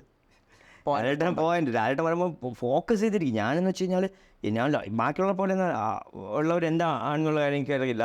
ഞാൻ ലാലേട്ടൻ വരുന്ന ദിവസം ഭയങ്കര എക്സൈറ്റഡ് ആയിരിക്കും. മീൻസ് പുള്ളിക്കാരൻ എന്തായിരിക്കും എനിക്ക് പ്രോപ്പറായിട്ട് ആൻസർ ചെയ്യാൻ പറ്റുമോ, ഞാൻ അതിന് പ്രോപ്പർ ആയിട്ടായിരിക്കും ഞാൻ അതിനെ ഡീൽ ചെയ്യുന്നത്. ഞാൻ അത്രയും സീരിയസ്നെസ്സോട് കൂടിയായിരിക്കും എടുക്കുന്നത് അതിന്. എൻ്റെ ഫ്രണ്ടിൽ നിൽക്കുന്ന ആൾ വലിയൊരു ആളാണ്. അപ്പോൾ അയാളുടെ അടുത്ത് പറയുന്ന കാര്യങ്ങൾ കൃത്യമായിട്ട് പറയണമെന്നാണ്. അപ്പം എനിക്ക് തോന്നുന്നു അപ്പം ലാലേട്ടൻ തിരിച്ചും അതുപോലെ അല്ലേ പറയേണ്ടത്. ഒരു മിസ്ഗൈഡ് ചെയ്തിട്ടുണ്ടോ എവിടെയെങ്കിലും? എനിക്ക് ചിലപ്പം ഞാൻ എൻ്റെ മകൻ്റെ അടുത്ത് പറയണേ, എൻ്റെ മകനും സ്കൂളിലുള്ള ഒരാളായിട്ട് അടി ഉണ്ടാക്കിയെന്ന് വെച്ചോ, പ്രശ്നമുണ്ടായി. അപ്പം അവൻ വന്നിട്ട് ഇപ്പം എതിരാളി അല്ല എതിരെയുള്ളവൻ എൻ്റെ മകനെ പിടിച്ച് തള്ളിയെന്ന് വെച്ചോ, അവൻ തിരിച്ച് വീട്ടിൽ വന്നു. അപ്പം ഞാൻ അവൻ്റെ അടുത്ത് പറയണേ, എന്തുവാടാ നീ കാണിച്ചത്? ഞാനാണെന്നുണ്ടെങ്കിൽ അവൻ്റെ അവാർഡടിച്ച് പൊട്ടിക്കൂലായിരുന്ന. ഓഫ് കോഴ്സ് നാളെ മകൻ പോയി അവൻ തലയടിച്ച് പൊട്ടിക്കൂലേ? അത് ഞാൻ ചോദിച്ചു. അവൻ്റെ റോൾ മോഡൽ ആരും അവൻ്റെ ഡാഡിയല്ലേ എൻ്റെ റോൾ മോഡൽ. അപ്പോൾ പുള്ളിക്കാരൻ പറയുകയാണെങ്കിൽ ഞാനാണെങ്കിൽ പിന്നെന്ത് ഞാൻ ചെയ്യൂലേ? ലാലേട്ടൻ പറഞ്ഞ അടിസ്ഥാനത്തിലാണോ? അതാണ് എൻ്റെ ചോദ്യം. നിങ്ങൾ ചിന്തിക്കുമോ? അതെ. സോ അങ്ങനെയാണ് ഒരു സിറ്റുവേഷൻ ഉണ്ടായിക്കൂടെ? സോ നമ്മളെ റോൾ മോഡലായിട്ടുള്ള ഒരാൾ, നമുക്ക് സോഴ്സ്, പുറത്തുനിന്നുള്ള സോഴ്സായിട്ടുള്ള ഒരാൾ ഇത്രയും കൃത്യമായിട്ട് വന്നിട്ട് നമ്മുടെ അടുത്ത് പറയാണ്. ദേഷ്യമെന്ന് പറയുന്നത് അത് ചുമ്മാ ഇങ്ങനെ കാണിക്കാമെന്നുള്ളതല്ല. ആരെങ്കിലും ദേഷ്യപ്പെട്ട് നിൽക്കുന്ന സമയത്ത് ആരെങ്കിലും പോടാന്നോ പൊടിയെന്നോ പറഞ്ഞു കഴിഞ്ഞാൽ അത് അവിടെ തീരും. പിന്നെ ഒരു ആക്ട് ചെയ്ത് കഴിഞ്ഞാൽ അത് ഫുൾഫിൽ ചെയ്യണം. ഒരുത്തന്നെ ഇടിക്കുമെന്ന് പറഞ്ഞാൽ ഇടിച്ചിരിക്കണം. ഞാനാണെങ്കിൽ അങ്ങനെ ചെയ്യും എന്ന് പറഞ്ഞിട്ടുണ്ട്. അതിൻ്റെ വീഡിയോ ക്ലിപ്പ് എൻ്റെ കയ്യിലുണ്ട്. അപ്പം ഞാൻ ചിരിച്ചിട്ട് അത് ക്ലോസ് ചെയ്തത് അങ്ങനെ. പക്ഷേങ്കിൽ നമ്മുടെ ഈ ബ്രെയിൻ എന്നുള്ള സംഭവം എന്ന് വെച്ച് കഴിഞ്ഞാൽ ഞാൻ മനസ്സിലാക്കുന്നത് ഈ കെമിക്കൽ റിയാക്ഷൻസിലൂടെ പ്രവർത്തിക്കുന്ന ഒരു സംഭവമാണ്. തീർച്ചയായും നമ്മൾ കൊടുക്കുന്ന ഇൻഫർമേഷൻ അടിസ്ഥാനപ്പെടുത്തിയുള്ള ഡേറ്റ ആയിരിക്കും ഔട്ട്പുട്ടായിട്ട് വരുന്നത്. എന്ത് നമ്മൾ ഇൻപുട്ട് കൊടുക്കുന്ന അതൊക്കെ ഔട്ട്പുട്ട്. നമ്മൾ ഇപ്പം നേരത്തെ പറഞ്ഞില്ല, ഒരാൾ ജീവിക്കുന്ന ജീവിത ചുറ്റുപാടും സാഹചര്യമൊക്കെ അതെല്ലാം അവൻ്റെ ജീവിതത്തിൻ്റെയും അവൻ്റെ സംസ്കാരത്തിനെയും അവൻ്റെ ഭാഷയെയൊക്കെ സ്വാധീനിക്കും ബ്രോ. നമ്മുടെ വീട്ടിൽ നമ്മൾ ചുമ്മാ തെറി വിളിക്കുന്ന ആൾക്കാരാണെങ്കിൽ നമ്മളെ മക്കളും തെറി വിളിക്കും. Of course. നമ്മൾ വീട്ടിൽ ചുമ്മാ ആവശ്യമില്ലാതെ കലഹിക്കുന്ന ആൾക്കാരെ, വഴക്ക് പറയുന്ന ആൾക്കാർ, ബഹളം ഉണ്ടാക്കുന്ന ആൾക്കാരും നമ്മുടെ മക്കളും അതേപോലെ ഇരിക്കും. സാഹചര്യം അതാണ്. അവരെ കണ്ട് അത് പഠിക്കുള്ളൂ. പിന്നെ അതിൽ നിന്നൊക്കെ 1-2 പേരൊക്കെ ആണെങ്കിൽ ഫിൽറ്റർ ചെയ്തൊക്കെ ചിലപ്പം വരാം ചിലപ്പോൾ. പക്ഷേ മോസ്റ്റ് പ്രോബബിളി അങ്ങനെ ഉണ്ടാവാനുള്ള ചാൻസസ് ഇല്ല. നല്ലൊരു ഗൈഡൻസ് ഉണ്ടെങ്കിൽ എന്തായാലും മാറ്റങ്ങൾ ഉണ്ടാവാം. അതാ അപ്പം ഗൈഡൻസ് റോങ് കൊടുത്താലോ? അതിനു മുമ്പ് എനിക്ക് വഴികാട്ടി എന്നുള്ള ഒരു ടാഗാണ് കിട്ടിയത്. വഴി കാട്ടാം ബ്രോ, നല്ല വഴിയും കാട്ടാം, നമുക്ക് കുരുട്ട് വഴിയും കാട്ടാം. പഴയ സിനിമയിൽ കണ്ടിട്ടില്ലേ, ഇവിടെ പോണ വഴി എന്ന് പറയുമ്പോൾ കള്ള വഴി പറഞ്ഞു കൊടുക്കില്ല. ഇങ്ങനെ പോയിട്ട് അങ്ങനെ പോയിട്ട് വീണ്ടും അവിടെ തന്നെ വരും. പക്ഷേ നല്ല വഴിയും പറഞ്ഞു കൊടുക്കാം. അപ്പോൾ വഴികാട്ടിക്ക് അങ്ങനെ ഒരു സ്വഭാവമുണ്ട്. അപ്പം ഞാൻ ലാലേട്ടനെ വഴികാട്ടിയായിട്ടാണ് അവിടെ കണ്ടത്. ലാലേട്ടനാണ് എല്ലാവരെയും വഴികാട്ടാനുള്ള. സോ പുള്ളിക്കാരൻ അല്ല അതുവരെ ഓക്കെയാണ്. ആ ലാസ്റ്റ് പറഞ്ഞത് ഞാനാണെങ്കിൽ ഇടിച്ചിരിക്കും എന്ന് പറഞ്ഞത് ഞാനാണെങ്കിൽ എന്ന് നിങ്ങളൊന്ന് ആലോചിച്ച് നോക്കൂ. ഞാനാണെങ്കിൽ എന്ന് പറയുമ്പോൾ ഞാൻ ആരാണ്? ആസ് എ ഹ്യൂമനാണ് ബ്രോ. ഞാനും ഹ്യൂമനാണ്. ഞാനിവിടെ ജനിച്ച് വളർന്ന് ഇവിടുത്തെ സാഹചര്യത്തിൽ വളർന്ന് ഞാനും മേലിലോട്ട് പോകാൻ വേണ്ടി ചാടിക്കൊണ്ടിരിക്കുന്ന ആളാണ്, നിങ്ങളെയൊക്കെ പോലെ, എല്ലാവരെയും പോലെ. അപ്പോൾ ഞാൻ ഈ സൈക്കോളജിസ്റ്റ് എൻ്റെ അടുത്ത് ഒരു ചോദ്യം ചോദിച്ച്, ഇവിടെ വരുന്ന ആൾക്കാർ ഇത്രയും സെലിബ്രിറ്റീസാണ്, നിങ്ങൾക്ക് ഇൻസ്റ്റാഗ്രാമിൽ പോലും ഇത്ര ആൾക്കാരേ ഉള്ളൂ. അപ്പം ഇവിടെ അടുത്ത് പോയിട്ട് നിങ്ങൾ എങ്ങനെ അവരെ കൂടെ പിടിച്ച് നിൽക്കും? ഓക്കെ, അതിനെനിക്കുള്ള ഉത്തരവുണ്ട്. हम लड़ाएगा तो किसी का साथ भी लड़ाएगा. हम किसी से कम नहीं है. हम किसी से कम नहीं है. അതാണ് നമ്മളെ എല്ലാവരുടെയും ഉള്ളിൽ വേണ്ട ഒരു ആറ്റിറ്റ്യൂഡ്. നമ്മൾ ആരെക്കാളും ചെറുതല്ല ഇപ്പോൾ. നമ്മളിവിടെ സ്ട്രെയിറ്റ് ആയിട്ട് നമ്മൾ ഇവിടുത്തെ പ്രോട്ടോകോൾ, ഇവിടുത്തെ നിയമവാഴ്ചയൊക്കെ അനുസരിച്ച് നമ്മൾ പ്രോപ്പറായിട്ട് ജീവിച്ചു കഴിഞ്ഞാൽ നമ്മൾ ആരുടെയും അടിമയല്ല. നമ്മൾ ആരെയും ചെറുതല്ല. എന്നെക്കാളും ഞാൻ ആരെയും ചെറുതായിട്ട് കാണുന്നില്ല, ഞാൻ ആരെയും എന്നെക്കാളും വലുതായിട്ടും കാണുന്നില്ല ബ്രോ. അതാണ് എൻ്റെ ഞാൻ അങ്ങനെ ആയതുകൊണ്ടായിരിക്കും ചിലപ്പോൾ ഇതിനെ നിങ്ങൾ അഹങ്കാരി എന്ന് വിചാരിക്കും. നിങ്ങൾ വിളിച്ചോ, കുഴപ്പമില്ല. പക്ഷെ ഞാൻ ആരെയും ദ്രോഹിക്കാൻ പോകുന്നില്ലല്ലോ. ഞാൻ ആരെ ജീവിതത്തിൽ ഇടപെടാൻ പോകുന്നില്ല. ഞാൻ എൻ്റെ കാര്യം നോക്കി ഞാൻ മര്യാദയ്ക്ക് പോകുന്ന ഒരാളാണ്. ഞാൻ ആരെയും ഒന്നിലും ഇടപെടാൻ പോകുന്നില്ല. അപ്പം ഞാനാണെങ്കിൽ ഇത് ചെയ്യുമായിരുന്നു കഴിഞ്ഞ് കഴിഞ്ഞാൽ ആ ഞാനെന്നുള്ളത് വന്നിട്ട് ഒന്ന് ആലോചിച്ച് നോക്കും. ഞാനാണെങ്കിൽ അങ്ങനെ ചെയ്യുമായിരുന്നു. നീ അത് ചെയ്യൂല, ഞാനാണെങ്കിൽ അത് ചെയ്യും. അപ്പോൾ നമ്മൾ മൈൻഡ് ഡയലോഗ് ആലോചിച്ച് നോക്ക്. പോടാ, നിനക്കൊന്നും ചെയ്യാൻ പറ്റില്ല, ഞാനാണെങ്കിൽ ചെയ്ത് കാണിക്കും എന്ന് പറയുമ്പോൾ നമുക്കത് ചെയ്യാനുള്ളൊരു ടെൻഡൻസി വരും. അത് അങ്ങനെ ആറ്റിറ്റ്യൂഡുള്ള ഒരാളും കൂടെ ആണെങ്കിലോ തീർച്ചയായും ചെയ്തിരിക്കും. അതാണ് അവിടെ ഒരു പോയിൻ്റ് എന്നുള്ളത്. അതിനവർ കോൺട്രവേഴ്സി ഉണ്ടാക്കി ഇതിനൊരു ലാലേട്ടനെതിരെ സംസാരിക്കാനൊന്നും റോക്കി ആയിട്ടില്ല എന്ന് ഒരു വലിയ കലാകാരൻ, വലിയ മനുഷ്യനാണ്. കാര്യം എനിക്ക് പുള്ളിക്കാരനെ ഞാനൊന്ന് ഹഗ് ചെയ്തോട്ടെ എന്ന് ഞാൻ ഇന്ന് വരെ എൻ്റെ ജീവിതത്തിൽ ഞാൻ ചോദിച്ചിട്ടുള്ളത്. എനിക്ക് തോന്നുന്നു ഞാൻ ലാലേട്ടനായിരിക്കും. കാര്യം എനിക്ക് ഓട്ടോമാറ്റിക്കലി തോന്നിപ്പോയി ആ പുള്ളിക്കാരൻ്റെ ഓറയും നേരിട്ട് കണ്ടപ്പോൾ ആ ഒരു പവർഫുൾ ക്രിയേച്ചർ. ഓക്കെ, അപ്പോൾ ആ പവർഫുൾ ക്രിയേച്ചർ എന്നോടൊപ്പം എത്താൻ നമ്മൾ ശ്രമിക്കില്ലേ ബ്രോ?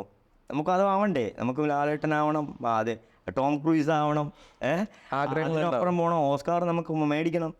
വലുതായിട്ട് സ്വപ്നം കാണാനല്ലേ നമ്മൾ അബ്ദുൽ കലാം പഠിപ്പിച്ചത്. എൻ്റെ സ്വപ്നങ്ങളെല്ലാം വളരെ വലുതാണ്. Dream big. അതായത് ഞാൻ വിശ്വസിക്കുന്ന എൻ്റെ ഒരു സിദ്ധാന്തമേ എൻ്റെ big dream, big goal, big action, big word. Okay, അതിൽ ബിഗ് വേർഡാണ് ഐ ആം.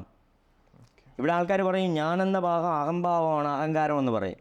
പക്ഷേ ഐ ആം ആണ് ഈ ലോകത്തിലെ ഞാൻ ആണ് ഈ ലോകത്തിലെ ഏറ്റവും ബിഗ് വേർഡാണത്. അത് യൂണിവേഴ്സൽ വേർഡാണ് ബിഗ് വേർഡ്. അതുപോലെ big goal, big dream, big action. എൻ്റെ ഡ്രീമെല്ലാം ബിഗ്ഗാണ്. എൻ്റെ ഗോള് ലാസ്റ്റാണ് ഗോളിരിക്കുന്നത്. അത് വളരെ വലിയ ബിഗ്ഗാണ്. എൻ്റെ ഡ്രീമും ബിഗ്ഗാണ്. ഞാൻ ചെയ്തിട്ടുള്ള എല്ലാ ആക്ഷനും ബിഗ് തന്നെയാണ്. ബിഗ് ബോസ് അതും ബിഗ് തന്നെയാണ്. ഓക്കെ, അപ്പം ഞാൻ അതിന് വേണ്ടിയിട്ട് ഞാൻ ഡെഡിക്കേറ്റഡ് ആയിട്ട് ഞാൻ അതിനു വേണ്ടി ശ്രമിക്കുകയും, അതായത് നമ്മളൊരു കാര്യത്തിന് പരിപൂർണമായിട്ടുള്ള ഇച്ഛാശക്തിയോടെ നമ്മളൊരു കാര്യത്തിനെ സമീപിച്ചു കഴിഞ്ഞാൽ ഈ പ്രപഞ്ചം അത് നമ്മുടെ കൈ കൊണ്ട് തരുമെന്നുള്ള ഒരു സിദ്ധാന്തമുണ്ട്. പൗലോ കൊയ്ലോയുടെ ഒരു സിദ്ധാന്തമുണ്ട്. അപ്പം നിരന്തരമായി നമ്മൾ പരിശ്രമിക്കുകയും അതിനു വേണ്ടി അത്രയും, ഇപ്പോൾ അർജുൻ പറഞ്ഞല്ലോ ഞാൻ ഇത്രയും വർഷം കൊണ്ട് daily big boss big boss big boss എന്ന് എഴുതുമായിരുന്നു. ഞാൻ എൻ്റെ വീട്ടിലൊരിപ്പുണ്ട്, അങ്ങനെ ഞാനും എഴുതി വെച്ചിട്ടുണ്ട്, എല്ലാം വരച്ചു വെച്ചിട്ടുണ്ട്. ഞാൻ ഒരു വർഷത്തിന് മുമ്പേ ഡ്രസ്സ് മേടിച്ച് തുടങ്ങി. അതായത് എനിക്ക് ബിഗ് ബോസിൽ എന്നെ വിളിക്കുന്ന പക്ഷേ എവിടെ ഒരു ഇലൂഷൻസ് സോ അങ്ങനെ ഉണ്ടാവുന്നു. പക്ഷെ ഞാൻ ഒരിക്കലും എൻ്റെ ആ ഇലൂഷൻസിൽ ഈ കപ്പ് എൻ്റെ കയ്യിൽ വന്നതായിട്ട് ഞാൻ ഒരിക്കലും അതെനിക്ക് ഡ്രീം ചെയ്യാൻ പറ്റിയിട്ടില്ല. ഞാനവിടെ പോകുമെന്ന് എനിക്ക് ഡ്രീം ചെയ്യാൻ പറ്റിയിട്ടുണ്ടായിരുന്നു. പക്ഷേ കപ്പ് എൻ്റെ കയ്യിൽ വരുമെന്ന് എനിക്ക് ഡ്രീമില്ല. പക്ഷേ പക്ഷേ എൻ്റെ ഇൻറ്റൻഷൻ എല്ലാം പ്യൂറായിരുന്നു ബ്രോ. എനിക്ക് ഒരിക്കലും ഒരാളെ അഭയപ്പെടുത്തണമെന്നുള്ളത് ഞാൻ ഒരു ഉറുമ്പിനെ പോലും നോക്കുന്നത് എനിക്ക് ഇഷ്ടമില്ലാത്ത ഒരാളാണ് ഞാൻ. ഭയങ്കര അനിമൽ ലവർ, പെറ്റ് ലവറൊക്കെയാണ്, അങ്ങനത്തെ ഒരാളാണ് ഞാൻ. അപ്പം അതിന് എനിക്ക് ഇഷ്ടമുള്ള കാര്യമല്ല. അതാണ് പക്ഷേ സംഭവിച്ചത്, എന്നിലൂടെ സംഭവിപ്പിച്ചു. അത് ദൈവം എന്തിനു സംഭവിപ്പിച്ചു എന്ന് ഇപ്പോഴും എനിക്ക് അറിയത്തില്ല. അത് നല്ലതാണെന്ന് ഞാൻ പറയുന്നില്ല. അപ്പം ഇങ്ങനെ ഈ നമ്മുടെ അടുത്ത് പറയുന്ന കാര്യങ്ങൾ വലിയ വ്യക്തികൾ ബാക്കിയുള്ളവരെ ഉപദേശിക്കുമ്പോഴും കാര്യങ്ങൾ പറഞ്ഞു കൊടുക്കുമ്പോൾ അവർക്ക് കുറച്ചുകൂടെ ക്ലാരിറ്റിയോടുകൂടി പറഞ്ഞു കൊടുത്താൽ കുറച്ച് കൊള്ളാമായിരിക്കുമെന്ന് ഞാൻ വിശ്വസിച്ചു. പക്ഷേ ഇങ്ങനെ ചിന്തിച്ചുകൂടെ, ലാലേട്ടൻ പറഞ്ഞത് അങ്ങനെ ചെയ്യാൻ പാടില്ല എന്ന രീതിയിലാണോ, അല്ലെങ്കിൽ അങ്ങനെ ഇടിക്കരുത്? വീഡിയോ കുറേ തപ്പി എൻ്റെ ഉണ്ടാവും. അല്ല, ഞാനാണെങ്കിൽ അങ്ങനെ ചെയ്യുമായിരുന്നു എന്നുള്ളത് ഉണ്ട്. എനിവേ, ഇത്ര നേരം ഒരുപാട് സമയം നമ്മൾ സംസാരിച്ചു, ഒരുപാട് കാര്യങ്ങൾ നിങ്ങൾക്ക് അറിയാൻ പറ്റി. ലൈക്ക് റോക്കി, അതായത് ഹസീബ് എന്നൊരു വ്യക്തി അസി റോക്കിക്കായതിൻ്റെ ചെറിയൊരു ഭാഗം നമുക്ക് കിട്ടിയിട്ടുള്ളൂ. അതന്നെ വലിയൊരു ട്രാജിക് സ്റ്റോറിയാണ്. എനിവേ, അറിയേണ്ടവർ അറിയും, അംഗീകരിക്കും. ഒരു കാര്യം ഒന്ന് പറഞ്ഞ് ക്ലോസ് ചെയ്യും. അന്ന് ഞാൻ നിന്നെ വിളിച്ചുകൊണ്ട് പോയതാണ് ശാരീരിക ഇൻ്റർവ്യൂവിൽ.